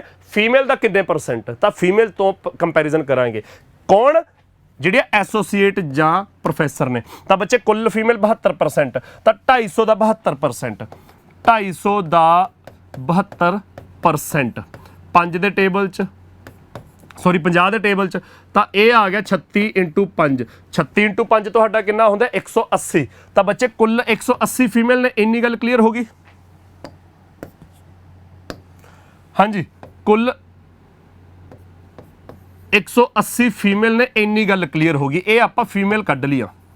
ਉਹਨੇ ਕਿਹਾ ਸੀ ਟੋਟਲ ਜਿੰਨੀ ਫੈਕਲਟੀ ਆ ਉਹਦਾ 72%, ਤਾਂ 180 ਆ ਗਈਆਂ। ਫਿਰ ਉਹਦੇ ਵਿੱਚੋਂ ਕਹਿੰਦਾ 3/5 ਨੇ ਜਿਹੜੀਆਂ ਉਹ ਅਸਿਸਟੈਂਟ ਪ੍ਰੋਫੈਸਰ ਨੇ। ਤਾਂ ਉਹ ਕਹਿੰਦਾ ਫਿਰ ਦੱਸੋ ਕਿੰਨੇ ਪਰਸੈਂਟ ਫੀਮੇਲ ਨੇ ਜਿਹੜੀਆਂ either associate professor or professor. ਤਾਂ ਬੱਚੇ ਜਿੰਨੀਆਂ ਵੀ ਫੀਮੇਲ ਹੋਣਗੀਆਂ ਉਹ 180 ਦੇਖ ਲਿਆ। ਅਸਿਸਟੈਂਟ ਪ੍ਰੋਫੈਸਰਾਂ ਦਾ 3/5 ਫੀਮੇਲ ਹੈ। ਅਸਿਸਟੈਂਟ ਪ੍ਰੋਫੈਸਰ ਕਿੰਨੇ? 60% ਆਫ 250 ਕਿੰਨਾ ਆਇਆ ਸੀ ਆਪਣਾ? 150। ਇਹਦਾ 3/5 ਫੀਮੇਲ ਨੇ। ਇਹਦਾ 3/5 ਕਿੰਨਾ ਬਣ ਗਿਆ ਬੱਚੇ? ਧਿਆਨ ਨਾਲ ਦੇਖੋ, ਇਹਦਾ 3/5 ਬਣ ਗਿਆ 90 ਫੀਮੇਲ ਅਸਿਸਟੈਂਟ ਪ੍ਰੋਫੈਸਰ। ਸਮਝ ਆ ਗਿਆ ਜੀ? ਕੁੱਲ ਅਸਿਸਟੈਂਟ ਪ੍ਰੋਫੈਸਰ ਸਾਡੇ 150 ਆਏ, ਜੋ ਕਿ ਟੋਟਲ ਦਾ 60% ਦਿੱਤਾ ਹੈ। ਤਾਂ 150 ਦਾ 3/5 of the assistant professors are female, ਤਾਂ 150 ਦਾ 3/5 ਫੀਮੇਲ ਨੇ, ਤਾਂ 90 ਫੀਮੇਲ ਨੇ। ਤਾਂ ਬੱਚੇ ਕੁੱਲ 180 ਦੇ ਵਿੱਚੋਂ ਜੇ 90 ਫੀਮੇਲ ਅਸਿਸਟੈਂਟ ਪ੍ਰੋਫੈਸਰ ਨੇ, ਤਾਂ ਬਾਕੀ ਦੀਆਂ 90 ਐਸੋਸੀਏਟ ਜਾਂ ਪ੍ਰੋਫੈਸਰ ਹੋਣਗੀਆਂ। ਤਾਂ ਬਾਕੀ ਦੀਆਂ 90 ਹੋਣਗੀਆਂ ਆਹ ਐਸੋਸੀਏਟ ਜਾਂ ਪ੍ਰੋਫੈਸਰ। ਤਾਂ ਕਿੰਨੇ ਪਰਸੈਂਟ ਬਣੀਆਂ? 90 ਆਊਟ ਆਫ 180। ਪਰਸੈਂਟੇਜ ਕੱਢਣ ਲਈ ਮਲਟੀਪਲਾਈ 100 ਕਰਾਂਗੇ ਤਾਂ 90 ਤੇ 180 ਆ ਗਿਆ, 1/2 × 100 ਕਰਕੇ ਆਨਸਰ ਤੁਹਾਡਾ ਆ ਜਾਊਗਾ 50%। ਤਾਂ ਇਸ ਕੁਐਸਚਨ ਦਾ ਆਨਸਰ ਬੱਚੇ ਤੁਹਾਡਾ ਫਸਟ ਆਪਸ਼ਨ ਆ ਜਾਊਗਾ 50%। ਕਲੀਅਰ ਹੈ ਬੱਚੇ ਸਾਰਿਆਂ ਨੂੰ? ਤਾਂ ਇੱਕ ਕੁਐਸਚਨ ਦੀ ਸਟੇਟਮੈਂਟ ਧਿਆਨ ਨਾਲ ਪੜ੍ਹਨੀ ਹੈ। ਜਿਹੜੀ ਪਰਸੈਂਟੇਜ ਕੱਢਣੀ ਹੈ ਉਹ ਕਿਹਦੇ ਤੋਂ ਕੱਢਣੀ ਹੈ? ਫੀਮੇਲ ਤੋਂ ਕੱਢਣੀ ਹੈ। ਤਾਂ ਇਸ ਕਰਕੇ 180 ਥੱਲੇ ਰੱਖਿਆ ਜਿਹੜੀਆਂ ਕੁੱਲ ਫੀਮੇਲ ਆਈਆਂ। ਉਹ ਫੀਮੇਲ ਕਿਵੇਂ ਆਈਆਂ? ਉਹ ਆਪਾਂ ਨੂੰ ਜੋ ਉੱਪਰ ਡਾਟਾ ਗਿਵਨ ਹੈ ਉਹਦੇ ਹਿਸਾਬ ਨਾਲ ਆਪਾਂ ਕੈਲਕੂਲੇਟ ਕਰਦੇ ਗਏ। ਕੁੱਲ ਫੀਮੇਲ ਆ ਗਈਆਂ, फिर असिस्टेंट प्रोफैसर दी फीमेल कहते 3/5 ने, तो जिन्नियां भी असिस्टेंट प्रोफैसर टोटल जिन्ने असिस्टेंट प्रोफैसर बने वह 3/5 कढ़ लिया, वो 90 असिस्टेंट फीमेल आ गई। तो 180 चो 90 कढ़िया, बाकी दी 90 एसोसीएट या प्रोफैसर होणगे। उही उन्हें एसोसीएट और प्रोफैसर पूछा, तो 90 किन्ने परसेंट बने फीमेल का, आउट ऑफ 180 देख लिया परसेंटेज कढ़ के 50%। क्लीयर है बच्चे सारिਆਂ ਨੂੰ। इस तो बाद बच्चे अगला क्वेश्चन, ओके ये क्वेश्चन अपना खत्म हो गया। तो अज की क्लास के बच्चे अपने 2 क्वेश्चन खत्म हो गए, जिहदे विच एक आपां स्टार्टिंग ते जिहड़े बच्चे लेट आए ने मैं अद्धे मिनट च रिपीट करदा भी होया कि अज की क्लास च जे कुछ भी रिपीट होया तो यही वीडियो हुण यूट्यूब चैनल ते अपलोड हो जूगी, अपने सक्सैस ट्री पंजाब के यूट्यूब चैनल ते तुसीं देख सकते हो। उत्थे आपां देखांगे कि पहला क्वेश्चन आपां लाइन चार्ट का कीता। लाइन चार्ट दे विच भी सिंपल लाइन चार्ट का क्वेश्चन है, इनकम एक्सपेंडिचर वाला क्वेश्चन जिस प्रॉफिट परसेंट का डाटा गिवन है। दूजा क्वेश्चन जिहड़ा आपां हुण निबेड़िया that is of data table. वो डाटा टेबल दे विच की इनफॉर्मेशन गिवन है, फिर गाहां सवाल पंजे सवाल कहे जे आए, किसी च डिफरेंस कढ़ना है, किसी च परसेंटेज कढ़नी है, किसी च रेशियो कढ़नी है। सारे के सारे 5 सवाल देख ले। तीजा सवाल जिहड़ा अज की क्लास का, अज की क्लास च तुहानूं मैं होमवर्क कुछ नहीं देना, मैं क्वेश्चन करवाउण लग्या। ਜਿਹੜਾ बच्चे मिक्स चार्ट जिद्दन आपां कीता सी, मेरे ख्याल सोमवार नूं कीता सीगा, मिक्स चार्ट वाले दिन मैं तुहानूं एक क्वेश्चन दिता सी मिक्स चार्ट दा ही, ਜਿਹੜਾ मैं की कहा सीगा SBI ਦੇ पेपर च आया होएगा, वो मेरे ख्याल SBI ਦੇ पेपर ਦਾ ਹੀ क्वेश्चन है, नोकिया सैमसंग वाला। तो मिक्स चार्ट ਦਾ ਇੱਕ क्वेश्चन ਜਿਹਦੇ ਵਿੱਚ ਇੱਕ ਇਨਫੋਰਮੇਸ਼ਨ ਤੁਹਾਨੂੰ ਪਾਈ ਚਾਰਟ 'ਚ ਗਿਵਨ ਹੈ ਤੇ ਬਾਕੀ ਥੋੜੀ ਜੀ ਇਨਫੋਰਮੇਸ਼ਨ ਤੁਹਾਨੂੰ ਡਾਟਾ ਟੇਬਲ 'ਚ ਗਿਵਨ ਹੈ। ਮਤਲਬ ਇੱਕ क्वेश्चन ਦੇ ਵਿੱਚ ਤੁਹਾਨੂੰ ਪਾਈ ਚਾਰਟ ਤੇ ਡਾਟਾ ਟੇਬਲ ਬਣੇ ਹੋਏ ਨੇ। ਤਾਂ ਉਹ ਹੋਮਵਰਕ ਦਿੱਤਾ ਸੀ, कुछ 3-4 बच्चों का अलग-अलग थावां ते कमेंट आया सीगा कि सर वो क्वेश्चन नहीं होया, तो इस करके मैं वो सारे का सारा क्वेश्चन अज क्लास च करवाउण लग्या। तो अज की क्लास का अपना तीजा क्वेश्चन की है, इनफॉर्मेशन गिवन है, refer to the pie chart and the table carefully and answer the given questions. Pie chart की गिवन है distribution of total number of cellular phones, किहड़े Nokia and Samsung sold by 6 stores in October. Examiner कहंदा total जिहड़े phone नेगे उन्हां नूं distribute कीता होया, ते टोटल फोन भी किहड़े ने, नोकिया ते सैमसंग ही ने, नोकिया ते सैमसंग ही ने, होर कोई फोन नहीं हैगा। कहंदे 6 स्टोर्स ने, ਉਹ किन्ने फोन वेचते ने ਉਹ ਸਾਨੂੰ परसेंटेज वाइज डिस्ट्रीब्यूट करके पाई चार्ट 'ਚ इन्फॉर्मेशन ਦਿੱਤੀ ਹੋਈ ਹੈ। ਤਾਂ एग्जामिनर ਕਹਿੰਦਾ स्टोर ਕਿਹੜੇ ਨੇ, ਇੱਥੋਂ ਸ਼ੁਰੂ ਹੋ ਜਾਓ PQRSTU। ਤਾਂ ਬੱਚੇ टी तो पढ़ लो चाहे जितों मर्जी पढ़ लो, पर P अल्फाबेटिकली पढ़ांगे तो PQRSTU। एग्जामिनर कहता 6 स्टोर ने, 6 स्टोर जिन्ने भी अपने ये फोन वेचते हैं वो सानू परसेंटेज वाइज डिस्ट्रीब्यूट किया होया। तो क्योंकि वो सारी डिस्ट्रीब्यूशन पाई चार्ट च है, परसेंटेज दे विच है, तो परसेंटेज का टोटल 100% बनूगा। तुसीं करके भी देख सकते हो, 20 ते 12 32 32 14 46 10 56 ते 18 74 ते 26 100%। तो ये 100% जे आप 100 फोन मान लीए तो 100 दे विचों 20 फोन टी स्टोर तो बेचे जा रहे, 12 फोन यू तो, 14 पी तो, 10 क्यू तो, 18 आर तो, 26 एस तो। पर टोटल फोन 100 नहीं है, टोटल फोन दिते हुए 11,200। तो बच्चे सानू एक्चुअल टोटल भी दिता होया 11,200। तो जिहड़ा परसेंटेज दे विच टोटल 100% बनता है, परसेंटेज दे विच जिहड़ा टोटल 100% बनता उसकी वैल्यू 11,200 है। तो यदा मतलब 1% की वैल्यू कितनी होगी 112। ये भी पता लग गया। जे बच्चे असी किते number they which value calculate करनी है तो उत्थे असी 1% इज इक्वल टू 112 वरत सकते हैं। जे किसी क्वेश्चन च असी नंबर च वैल्यू नहीं कैलकुलेट करनी, परसेंटेज कढ़नी है या रेशियो ही कढ़नी है, फिर असी 11,200 नहीं वरतांगे। फिर असी टी स्टोर तो 20 फोन बेचे गए, यू तो 12 बेचे गए, एस तो 26 बेचे गए, आर तो 18 बेचे गए, क्यू तो 10 बेचे गए, पी तो 14 बेचे गए। फिर जिन्ने परसेंट वैल्यू है इसे नूं नंबर मान लांगे कि भाई मान लो कुल 100 फोन बेचे गए, 100 चो 26 एस ने बेचे, 20 टी ने बेचे, 14 पी ने बेचे, उन्होंने वैल्यू मान लांगे। इन्नी गल समझ आ गई। ये तो आ गया बच्चे हर एक स्टोर का किन्ना किन्ना फोन बेचा। फरदर कहते रेशियो दी हुई आ, कादी रेशियो दी हुई है, number of Nokia cellular phones sold to that of Samsung cellular phones sold. तो हर एक स्टोर की फरदर बच्चे सानू रेशियो दी हुई है कि कोई भी स्टोर जिन्ने भी फोन बेच रहा है, पी की गल कर लो, पी 14% फोन बेच रहा है, जे नंबर कढ़ना पी का तो 14 गुणा 112 आ जाऊगा जे लोड़ पैंदी है नंबर कढ़न की। जिन्ने भी फोन पी स्टोर तो बेचे जा रहे हैं किहड़े नोकिया ते सैमसंग ही ने, तो सानू रेशियो दी हुई है नोकिया ते सैमसंग पी स्टोर तो बेचे जा रहे हैं 4:3 ਦੇ ਵਿੱਚ। 4:3 ਦਾ मतलब की ਹੁੰਦਾ है, रेशियो का सब तो इंटरस्टिंग कंसैप्ट, जो रेशियो दी है उसे नूं वैल्यू मान लो, फिर फ्रैक्शन बनानी सौखी हो जाती है। तो 4:3 का मतलब 4 फोन नोकिया 3 फोन सैमसंग, जे टोटल 4 ਤੇ 3 7 ਹੈ। ਜੇ ਟੋਟਲ 7 ਹੈ ਤਾਂ 4 ਨੋਕੀਆ 3 ਸੈਮਸੰਗ, ਤਾਂ ਨੋਕੀਆ ਕਿੰਨਾ ਆਜੂ ਫ੍ਰੈਕਸ਼ਨ ਦੇ ਵਿੱਚ 4/7, ਸੈਮਸੰਗ ਕਿੰਨਾ ਆਜੂ 3/7। ਕਾਹਦਾ? ਆਫ ਟੋਟਲ ਆ ਪਿਆ ਤੁਹਾਡੇ ਸਾਹਮਣੇ। ਪਰ ਇਹ ਟੋਟਲ ਤਾਂ ਉਦੋਂ ਵਰਤਾਂਗੇ ਨਾ ਜਦੋਂ ਐਕਚੁਅਲ ਟੋਟਲ ਚਾਹੀਦਾ, ਪਰ ਜੇ ਅਸੀਂ ਪਰਸੈਂਟੇਜ ਜਾਂ ਰੇਸ਼ੀਓ 'ਚ ਆਨਸਰ ਕਰਨਾ ਹੋਵੇ ਉਦੋਂ ਮੈਂ ਕਿਹਾ ਸੀ ਬੱਚੇ ਆਹ ਵੈਲਿਊ ਯੂਜ਼ ਕਰਨ ਦੀ ਜਮਾ ਲੋੜ ਨਹੀਂ ਹੈਗੀ। ਉਦੋਂ ਤੁਸੀਂ 14 ਫੋਨ ਮੰਨ ਲਓ, ਉਦੋਂ ਤੁਸੀਂ ਟੀ ਦੇ 20 ਫੋਨ ਮੰਨ ਲਓ, ਐਸ ਦੇ 26 ਫੋਨ ਮੰਨ ਲਓ। ਤਾਂ ਬੱਚੇ ਹੁਣ ਧਿਆਨ ਨਾਲ ਦੇਖੋ, ਜੇ ਅਸੀਂ ਪੀ ਸਟੋਰ ਦੇ ਕੱਲੇ ਨੋਕੀਆ ਦੇ ਫੋਨ ਕੱਢਣੇ ਹੋਣ ਤਾਂ ਬੱਚੇ 1% ਦੀ ਵੈਲਿਊ 112 ਤਾਂ ਸਾਨੂੰ ਪਤਾ ਹੈ, ਉਹ ਅਸੀਂ ਅਖੀਰ ਤੇ ਵਰਤ ਲਾਂਗੇ। ਤਾਂ ਪੀ ਸਟੋਰ ਦੇ ਟੋਟਲ ਕਿੰਨੇ ਫੋਨ ਹੈ? 14% ਨੂੰ ਮੈਂ 14 ਕਹਿ ਰਿਹਾ, ਐਕਚੁਅਲ 'ਚੋਂ ਪਰਸੈਂਟੇਜ ਆ, ਤਾਂ ਉਹਦੇ ਵਿੱਚੋਂ ਨੋਕੀਆ ਵਾਲੇ ਕਿੰਨੇ ਹੈ? 4/7, ਤਾਂ 4/7 ਆਫ 14, 4/7 ਆਫ 14%, ਤਾਂ ਇਹ ਆ ਗਏ ਬੱਚੇ 8%। ਤੇ ਜੇ ਤੁਸੀਂ ਸੈਮਸੰਗ ਦੇ ਕੱਢਣੇ ਆ ਉਹ ਕਿੰਨੇ? 3/7, ਤਾਂ 3/7 ਆਫ 14%।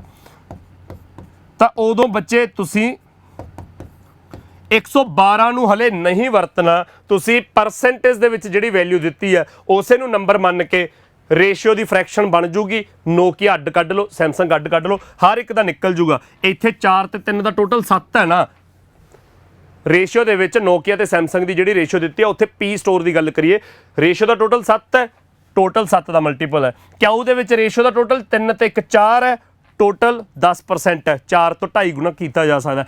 ਆਰ ਦੇ ਵਿੱਚ ਟੋਟਲ 9 ਦਾ ਮਲਟੀਪਲ 9 ਬਣਦਾ, 5 ਤੇ 4 9, ਟੋਟਲ 18, 9 ਦਾ ਮਲਟੀਪਲ। ਐਸ ਦਾ ਟੋਟਲ 13 ਬਣਦਾ, ਟੋਟਲ 26, 13 ਦਾ ਮਲਟੀਪਲ। ਟੀ ਦਾ ਟੋਟਲ 5 ਬਣਦਾ, total 20, 5 the multiple. You the total 21 ਬਣਦਾ, ਯੂ 'ਚ ਟੋਟਲ 12% ਹੈ। ਯੂ ਤੇ ਆ ਕੇ ਗਰਾਰੀ ਫਸ ਗਈ ਵੀ ਉੱਥੇ ਰੇਸ਼ੀਓ 'ਚ ਟੋਟਲ 21 ਬਣਦਾ ਪਰ ਇੱਥੇ 12 ਹੀ ਆ, ਸੋ ਇਹਦਾ ਇਲਾਜ 112 ਦੀ ਹੈਲਪ ਨਾਲ ਹੋ ਜਾਊਗਾ। 21 ਦੇ ਵਿੱਚੋਂ 3 ਤਾਂ ਇਹਦੇ ਨਾਲ ਕੱਟਿਆ ਜਾਊਗਾ 12 ਦੇ ਨਾਲ, 21 ਆਪਣੇ ਆਪ 'ਚ 3 ਗੁਣਾ 7 ਹੈ, 12 ਦੇ ਨਾਲ 3 ਕੱਟਿਆ ਜਾਊ, ਜਿਹੜਾ ਹੇਠਾਂ 7 ਰਹਿ ਜਾਊਗਾ ਉਹ 112 ਦੇ ਵਿੱਚੋਂ ਕੱਟਿਆ ਜਾਊਗਾ। ਜੇ ਲੋੜ ਪੈਂਦੀ ਹੈ ਅਸੀਂ ਯੂ ਦੇ ਵਿੱਚ ਵੀ ਮੱਥਾ ਮਾਰ ਲਾਂਗੇ। ਸਾਨੂੰ ਐਗਜ਼ਾਮੀਨਰ ਕਿਸੇ ਵੀ ਸਟੋਰ ਦੇ ਕੋਈ ਵੀ ਫੋਨ ਕੱਢਣ ਨੂੰ ਕਹਿ ਰਿਹਾ, ਫਿਰ ਗਾਹਾਂ ਰੇਸ਼ੋ ਕੱਢਣ ਨੂੰ ਜਿਹਦੀ ਮਰਜ਼ੀ ਕਹਿ ਦੇ, ਪਰਸੈਂਟੇਜ ਕੱਢਣ ਨੂੰ ਜਿਹਦੇ ਬਾਰੇ ਮਰਜ਼ੀ ਕਹਿ ਦੇ, ਉਹ ਕਰ ਲਾਂਗੇ। ਅਸੀਂ ਕਿਸੇ ਵੀ ਸਟੋਰ ਦੇ ਗਿਣਤੀ ਦੇ ਵਿੱਚ ਫੋਨ ਕੱਢ ਸਕਦੇ ਆ। ਐਗਜ਼ਾਮੀਨਰ ਸਾਨੂੰ ਕਹਿ ਦੇ ਕਿ ਨੋਕੀਆ ਫੋਨ ਕੱਢੋ ਸੋਲਡ ਬਾਏ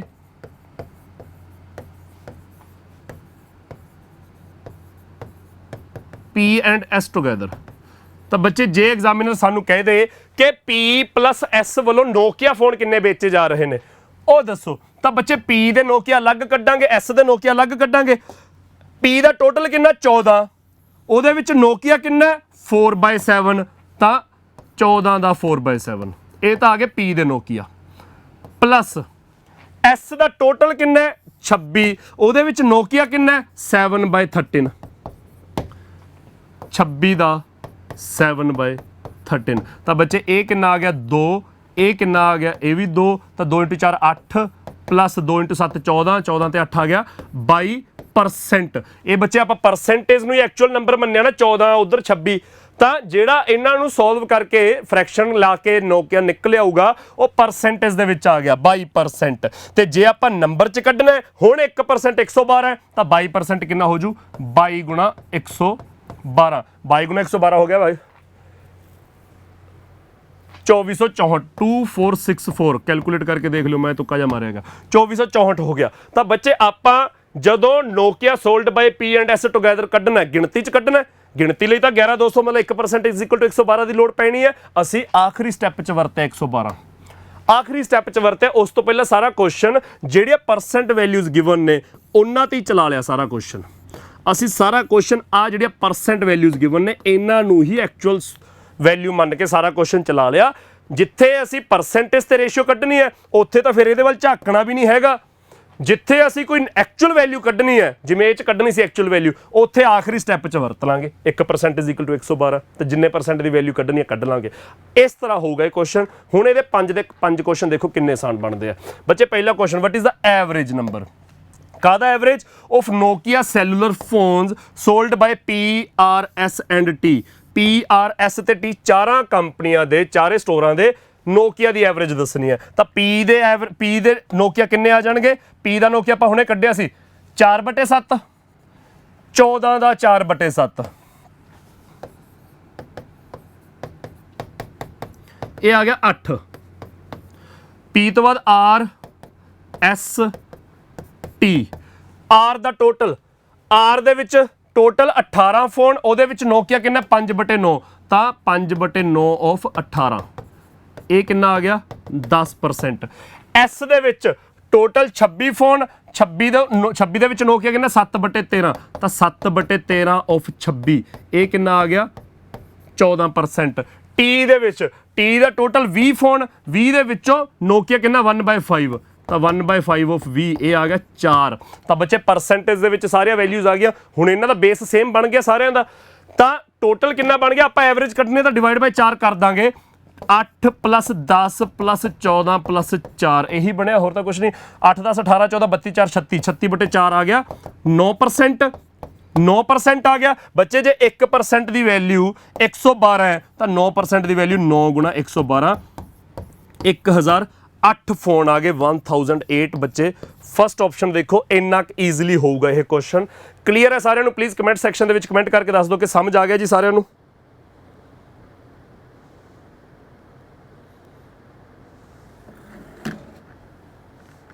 हाँ जी अगला क्वेश्चन बच्चे the number of Nokia cellular phones sold by R is what % more than the Samsung cellular phones sold by P and Q together।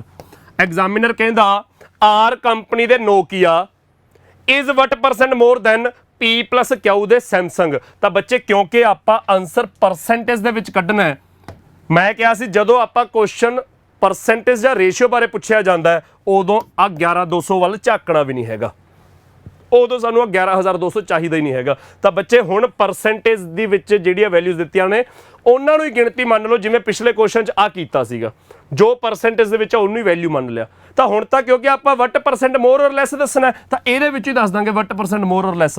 ਹੁਣ 112 यूज़ करने की लोड़ ही नहीं हैगी। तो बच्चे आर कंपनी के नोकिया आर का टोटल 18% ਉਹਦੇ ਵਿੱਚ ਨੋਕੀਆ ਕਿੰਨਾ 5/9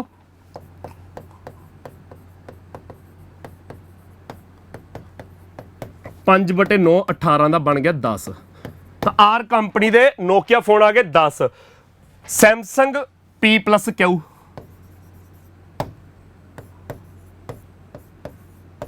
हाँ जी P ਦੇ ਸੈਮਸੰਗ P ਦਾ ਟੋਟਲ 14 ਉਹਦੇ ਵਿੱਚ ਸੈਮਸੰਗ ਕਿੰਨਾ 3/7 ਤਾਂ 3/7 ਆਫ 14 ਇਹ ਆ ਗਿਆ 6 ਤੇ Q ਦਾ ਵੀ ਸੈਮਸੰਗ Q ਦਾ ਟੋਟਲ 10 ਉਹਦੇ ਵਿੱਚ 1/4 ਸੈਮਸੰਗ ਕਿੰਨਾ 1/4 ਆਫ 10 1/4 ਆਫ 10 ਆ ਗਿਆ 2.5।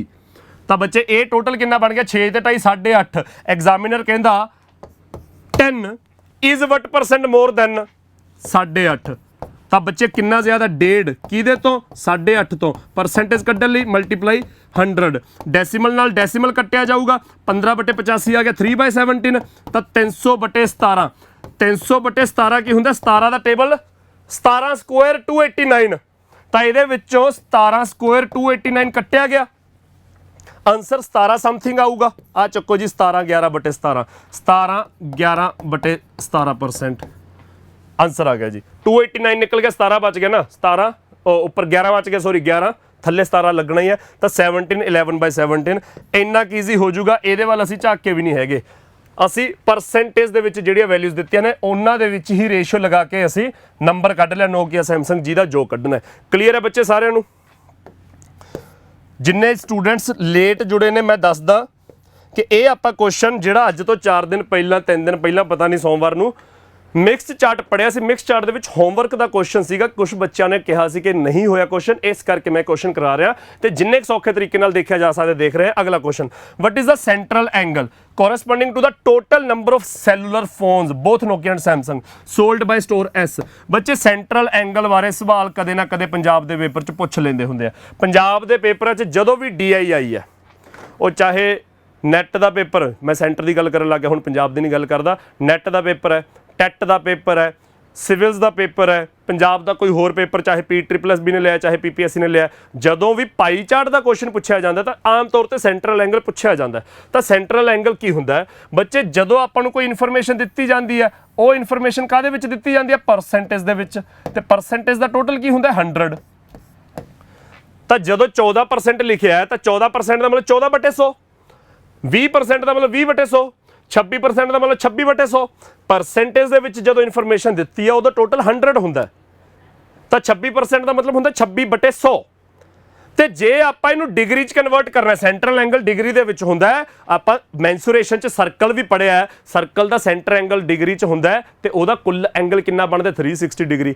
ਜਿਵੇਂ ਪਰਸੈਂਟੇਜ ਦੇ ਵਿੱਚ ਟੋਟਲ 100% ਬਣਦਾ ਹੈ, ਡਿਗਰੀ 'ਚ ਟੋਟਲ 360 ਡਿਗਰੀ ਬਣਦਾ ਹੈ। ਤਾਂ 100 ਦੇ ਵਿੱਚੋਂ ਆ ਕਿੰਨਾ ਹਿੱਸਾ 12, 100 ਚੋਂ ਇਹਦੀ ਗੱਲ ਆਪਾਂ ਐਸ ਦੀ ਹੀ ਗੱਲ ਕਰਦੇ ਹਾਂ, ਆ 100 ਚੋਂ ਕਿੰਨਾ ਹਿੱਸਾ 26।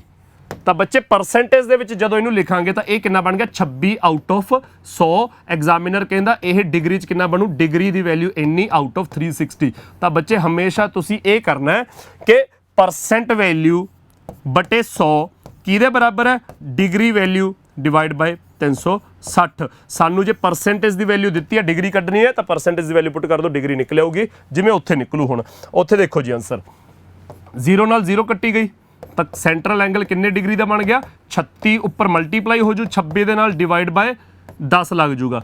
26 ਗੁਣਾ 36 ਕਿੰਨਾ ਹੁੰਦਾ, 36 ਗੁਣਾ 26 ਕਰਦੇ ਆ 21 16 6 21 36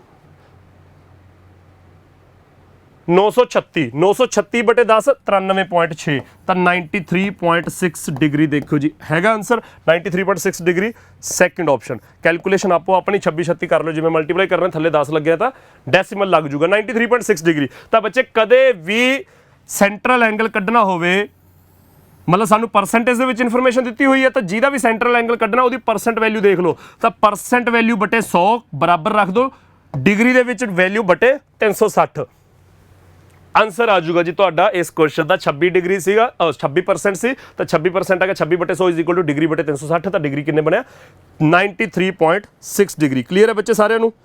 ਅਗਲਾ ਕੁਐਸਚਨ ਦੇਖੋ ਜੀ। ਅਗਲਾ question Ki, what is the ratio. Ratio ਤਾਂ ਵੈਸੇ ਹੀ ਬਹੁਤ ਸੌਖੀ ਹੁੰਦੀ ਹੈ। ਕਾਦੀ ਰੇਸ਼ੀਓ ਕੱਢਣੀ ਹੈ, Nokia cellular phones sold by store S to the Samsung cellular phones sold by T and U together. ਤਾਂ S ਦੇ ਨੋਕੀਆ ਉਹਦੀ ਆਪਾਂ ਰੇਸ਼ੀਓ ਕੱਢਣੀ ਹੈ ਕਿਹਦੇ ਨਾਲ, T ਪਲੱਸ U ਦੇ ਸੈਮਸੰਗ ਦੇ ਨਾਲ। ਇੰਨਾ ਸੌਖਾ ਕੁਐਸਚਨ ਹੈ। ਤਾਂ S ਦਾ ਟੋਟਲ ਹੈ ਜੀ 26, S ਦਾ ਟੋਟਲ ਹੈ 26, 26 ਦੇ ਵਿੱਚ ਨੋਕੀਆ ਕਿੰਨਾ ਹੈ 7/13। ਰੇਸ਼ੀਓ T ਤੇ U ਦਾ ਸੈਮਸੰਗ, T ਦਾ ਟੋਟਲ ਹੈ ਜੀ 20, 20 ਦੇ ਵਿੱਚ ਸੈਮਸੰਗ ਕਿੰਨਾ 4/5 ਤਾਂ 20 ਦਾ 4/5 ਆ ਗਿਆ 16। U ਦਾ ਸੈਮਸੰਗ, U ਦਾ ਟੋਟਲ ਹੈ 12, 12 ਦੇ ਵਿੱਚ 10/21, 12 ਦਾ 10/21, 12 ਦਾ 10/21 ਕਿੰਨਾ ਆ ਗਿਆ ਤੁਹਾਡਾ ਆਪਣਾ 3 ਦੇ ਟੇਬਲ 'ਚ 7 ਤੇ 4 40/7, 40/7 ਰੱਖ ਲਓ ਜੀ। ਤਾਂ 16 + 40/7 ਟੋਟਲ ਕਿੰਨਾ ਬਣ ਗਿਆ, ਆਪਾਂ T ਪਲੱਸ U ਦਾ ਟੋਟਲ ਦੇਖਣਾ 16 + 40/7 ਤਾਂ ਇਹ ਬਣ ਜੂਗਾ 7 ਇੱਧਰ ਮਲਟੀਪਲਾਈ ਹੋ ਜੂਗਾ 16 7 112 ਤੇ 40 152/7 ਤਾਂ ਇਹ ਬਣ ਗਿਆ 152/7। ਸਮਝ ਆ ਗਿਆ ਜੀ ਸਾਰਿਆਂ ਨੂੰ। ਓਕੇ ਤਾਂ ਆ ਕੱਟਿਆ ਗਿਆ 2 ਆ ਗਿਆ 2 152 ਦੇ ਨਾਲ ਕੱਟਿਆ 76 ਆ ਗਿਆ, ਇੱਧਰ ਕੱਲਾ 76 ਬਚ ਗਿਆ, ਇੱਧਰ 7 7 ਦੇ ਨਾਲ ਰਲ ਜੂਗਾ ਆ ਕੇ 1 7 ਆਲਰੇਡੀ ਹੈ, 1 7 ਉਹਦੇ ਨਾਲ ਆ ਜੂਗਾ 49 ਤਾਂ 49 ਰੇਸ਼ੀਓ 76। ਸੈਕਿੰਡ ਆਪਸ਼ਨ ਆ ਗਿਆ ਜੀ ਤੁਹਾਡਾ 49 ਰੇਸ਼ੀਓ 76। ਸਮਝ ਆ ਗਿਆ ਬੱਚੇ। ਆ ਵੈਲਿਊ ਵਰਤੀ ਹੀ ਨਹੀਂ ਆਪਾਂ, ਪਰਸੈਂਟੇਜ ਦੇ ਵਿੱਚ ਜਿੰਨੀਆਂ ਵੈਲਿਊਜ਼ ਨੇ ਉਹਨਾਂ ਨੂੰ ਹੀ ਐਕਚੁਅਲ ਨੰਬਰ ਮੰਨ ਕੇ ਆਪਾਂ ਜਿਹਦਾ ਨੋਕੀਆ ਕੱਢਣਾ ਸੀ ਨੋਕੀਆ ਕੱਢ ਲਿਆ, ਜਿਹਦਾ ਸੈਮਸੰਗ ਕੱਢਣਾ ਸੀ ਸੈਮਸੰਗ ਕੱਢ ਲਿਆ। ਸੈਮਸੰਗ 2 ਕੰਪਨੀਆਂ ਦਾ 2 ਸਟੋਰਾਂ ਦਾ ਕੱਢਣਾ ਸੀ ਤਾਂ ਦੋਨਾਂ ਦਾ ਕੱਢ ਕੇ ਐਡ ਕਰ ਲਿਆ, ਰੇਸ਼ੀਓ ਕੱਢ ਲਈ। ਕਲੀਅਰ ਹੈ ਜੀ ਸਾਰਿਆਂ ਨੂੰ। ਅਗਲਾ ਕੁਐਸਚਨ, ਆਖਰੀ ਕੁਐਸਚਨ ਹੈ the total number of cellular phones. ਬੱਚੇ ਯਾਰ ਆਪਣੇ ਆਪ ਕਰੋ ਇਹ ਕੁਐਸਚਨ, ਮੇਰੀ ਕਲਾਸ ਦਾ ਟਾਈਮ ਹੋ ਗਿਆ, ਮੈਂ ਆਪਣੀ ਇਹ ਕਲਾਸ ਖਤਮ ਕਰਕੇ ਦੂਜੀ ਕਲਾਸ ਸਟਾਰਟ ਕਰਨੀ ਹੈ। ਇਹਦਾ ਸਕਰੀਨਸ਼ਾਟ ਵੈਸੇ ਤੁਹਾਡੇ ਕੋਲ ਹੈਗਾ ਸਟਿਲ, ਜੇ ਕੋਈ ਬੱਚੇ ਪਿਛਲੀ ਕਲਾਸ ਨਹੀਂ ਲਈ ਇਹ ਕਲਾਸ ਲਾ ਰਹੇ ਤਾਂ ਇਹਦਾ ਸਕਰੀਨਸ਼ਾਟ ਲਓ। ਇਹ ਕੁਐਸਚਨ ਕਰੋ ਜੀ। ਕੁਐਸਚਨ ਹੈ total number of cellular phones ਦੋਨੇ ਮਿਲਾ ਕੇ ਸੋਲਡ ਬਾਈ ਕਿਊ ਇਨਕਰੀਜ਼ਡ ਬਾਈ 15%। ਤਾਂ ਆਪਾਂ ਕਿਊ ਦੇ ਟੋਟਲ ਫੋਨ ਕੱਢ ਸਕਦੇ ਹੋ 15% ਵੱਧ ਗਏ। And the same of cellular phones sold by T increased by 5%, T ਦੇ 5% ਵੱਧ ਗਏ। What was the total number of phones sold by Q and T। ਤਾਂ ਕਿਊ ਤੇ T ਦਾ ਟੋਟਲ ਦੱਸਣਾ ਨਵੰਬਰ ਮਹੀਨੇ ਦਾ। ਤਾਂ ਕਿਊ ਤੇ T ਦਾ ਇਨੀਸ਼ੀਅਲ ਟੋਟਲ ਕਿੰਨਾ ਹੈ, ਕਿਊ ਦਾ ਟੋਟਲ ਕਿੱਥੇ ਹੈ 10%, ਇਹ 15% ਵੱਧ ਜਾਣਗੇ। T ਦਾ ਟੋਟਲ ਕਿੰਨਾ 20%, ਇਹ 5% ਵੱਧ ਜਾਣਗੇ। ਤਾਂ ਆਨਸਰ ਕਿੰਨਾ ਆਜੂ 11.5 ਤੇ 21 11 33.5 33.5 ਆਨਸਰ ਮੈਂ ਤੁਹਾਨੂੰ ਦੱਸ ਦੇਣਾ 33.5 100 10 112 00 00 ਨਾਲ 00 33.5 ਆਨਸਰ ਦੱਸ ਰਿਹਾ ਬੱਚੇ ਮੈਂ ਤੁਹਾਨੂੰ 5 ਆ ਗਿਆ ਇਹ 67 ਇਹ ਆ ਗਿਆ 2 56 ਤਾਂ 56 ਗੁਣਾ 67 7 ਛੇ 42 ਜਿਹਦੇ ਪਿੱਛੇ 0 ਆ ਗਈ ਓਏ 32.5 325 ਹੋਣਾ ਸੀ ਬੱਚੇ ਜਿਹੜੇ ਬੱਚੇ ਦੇਖ ਰਹੇ ਨੇ ਇੱਥੇ 325 ਹੋਣਾ ਸੀ ਮੈਂ ਗਲਤੀ ਕਰ ਗਿਆ ਤਾਂ ਜੇ 325 ਹੋਊਗਾ ਤਾਂ ਇੱਥੇ 65 ਆ ਜਾਊਗਾ 65 ਗੁਣਾ 56 ਕਰਕੇ ਸਾਡਾ ਆਨਸਰ ਆ ਜਾਊਗਾ ਤਾਂ 65 ਗੁਣਾ 56 ਕੀ ਹੋ ਗਿਆ 65 ਨੂੰ ਮੈਂ 130/2 ਲਿਖ ਲਿਆ ਇੰਟੂ 56 ਤਾਂ ਇਹ ਆ ਗਿਆ 28 ਤਾਂ 28 ਗੁਣਾ 13 ਹੋ ਗਿਆ 280 28 ਤੇ 84 840 2800 ਤੇ 840 28 36 40 3640 ਬੱਚੇ ਆ ਆਨਸਰ ਆ ਜਾਊਗਾ ਤੁਹਾਡਾ 3640 ਸੀ ਆਪਸ਼ਨ ਮੈਂ ਆਹ 325 ਨੂੰ 335 ਲਿਖ ਗਿਆ ਸੀ ਗਲਤੀ ਨਾਲ 3640 ਆਨਸਰ ਆ ਜਾਊਗਾ ਬੱਚੇ ਆਪਣੇ ਆਪ ਕੱਢ ਰਹੇ ਤੁਹਾਡੀ ਕਲਾਸ ਓਵਰ ਮੇਰੇ ਖਿਆਲ ਛੋੜਦਾ ਨਹੀਂ ਕੋਈ ਕੁਐਸਚਨ ਬਚਿਆ ਹਾਂਜੀ ਹੋਰ ਕੋਈ ਕੁਐਸਚਨ ਨਹੀਂ ਬਚਿਆ ਤਾਂ ਅੱਜ ਦੀ ਕਲਾਸ ਬੱਚੇ ਆਪਾਂ ਇੱਥੇ ਖਤਮ ਕਰ ਦਿਆਂਗੇ ਆਪਣੀ ਅੱਜ ਥਰਸਡੇ ਦੀ ਕਲਾਸ ਹੈ 3 ਦਿਨਾਂ ਨੂੰ ਆਪਣਾ ਪੇਪਰ ਹੈ ਸ਼ਨੀਵਾਰ ਦੀ ਕੱਲ ਦੀ ਜਿਹੜੀ ਕਲਾਸ ਹੋਊਗੀ ਕੱਲ ਦੀ ਕਲਾਸ ਦੇ ਵਿੱਚ ਵੀ ਜਿੰਨੇ ਕਿ ਇੰਟਰਸਟਿੰਗ ਕੁਐਸਚਨਸ ਬਣਦੇ ਹੋਣਗੇ ਮੈਂ ਲੈ ਕੇ ਆਉਂਗਾ ਘੰਟੇ ਡੇਢ ਦੀ ਆਪਾਂ ਕਲਾਸ ਲਾਵਾਂਗੇ ਕਲਾਸ ਨਿਬੇੜ ਕੇ ਫਤਿਹ ਬੁਲਾ ਦਾਂਗੇ ਡੀਆਈ ਆਪਣੀ ਵੈਸੇ ਕੰਪਲੀਟ ਹੋ ਗਈ ਆਪਾਂ ਹੁਣ ਇੰਟਰਸਟਿੰਗ ਤੇ ਥੋੜੇ ਜਿਹੇ ਟਿਪੀਕਲ ਕੁਐਸਚਨਸ ਕਰ ਰਹੇ ਹਾਂਗੇ ਡੀਆਈ ਨਿਬੇੜ ਕੇ ਨੈਬ ਦਾ ਪੇਪਰ ਹੋ ਜਾਊਗਾ ਨੈਬ ਦੇ ਪੇਪਰ ਤੋਂ ਬਾਅਦ ਆਪਾਂ ਕੁਝ ਨਵਾਂ ਸੋਚਾਂਗੇ ਸਿਲੇਬਸ ਕਿਵੇਂ ਜੇ ਕਰਨਾ ਹੈ ਪ੍ਰੈਕਟਿਸ ਕਿਵੇਂ ਕਰਨੀ ਹੈ ਰਿਵੀਜ਼ਨ ਕਿਵੇਂ ਕਰਨੀ ਹੈ ਕੀ ਤੁਹਾਡੇ ਲਈ ਨਵਾਂ ਲੈ ਕੇ ਆ ਸਕਦੇ ਆ ਤਾਂ ਚੈਨਲ ਨਾਲ ਜੁੜੇ ਰਹੋ ਸਬਸਕ੍ਰਾਈਬ ਕਹਿੰਦੇ ਹੁੰਦੇ ਸਬਸਕ੍ਰਾਈਬ ਕਰਕੇ ਰੱਖੋ ਬੈਲ ਆਈਕਨ ਜਾਂ ਦਬ ਕੇ ਰੱਖੋ ਜੋ ਵੀ ਕਰਨਾ ਹੁੰਦਾ ਹੈਗਾ ਕਰਕੇ ਰੱਖੋ ਅਗਲੀ ਕਲਾਸ 'ਚ ਮਿਲਦੇ ਬੱਚੇ ਥੈਂਕ ਯੂ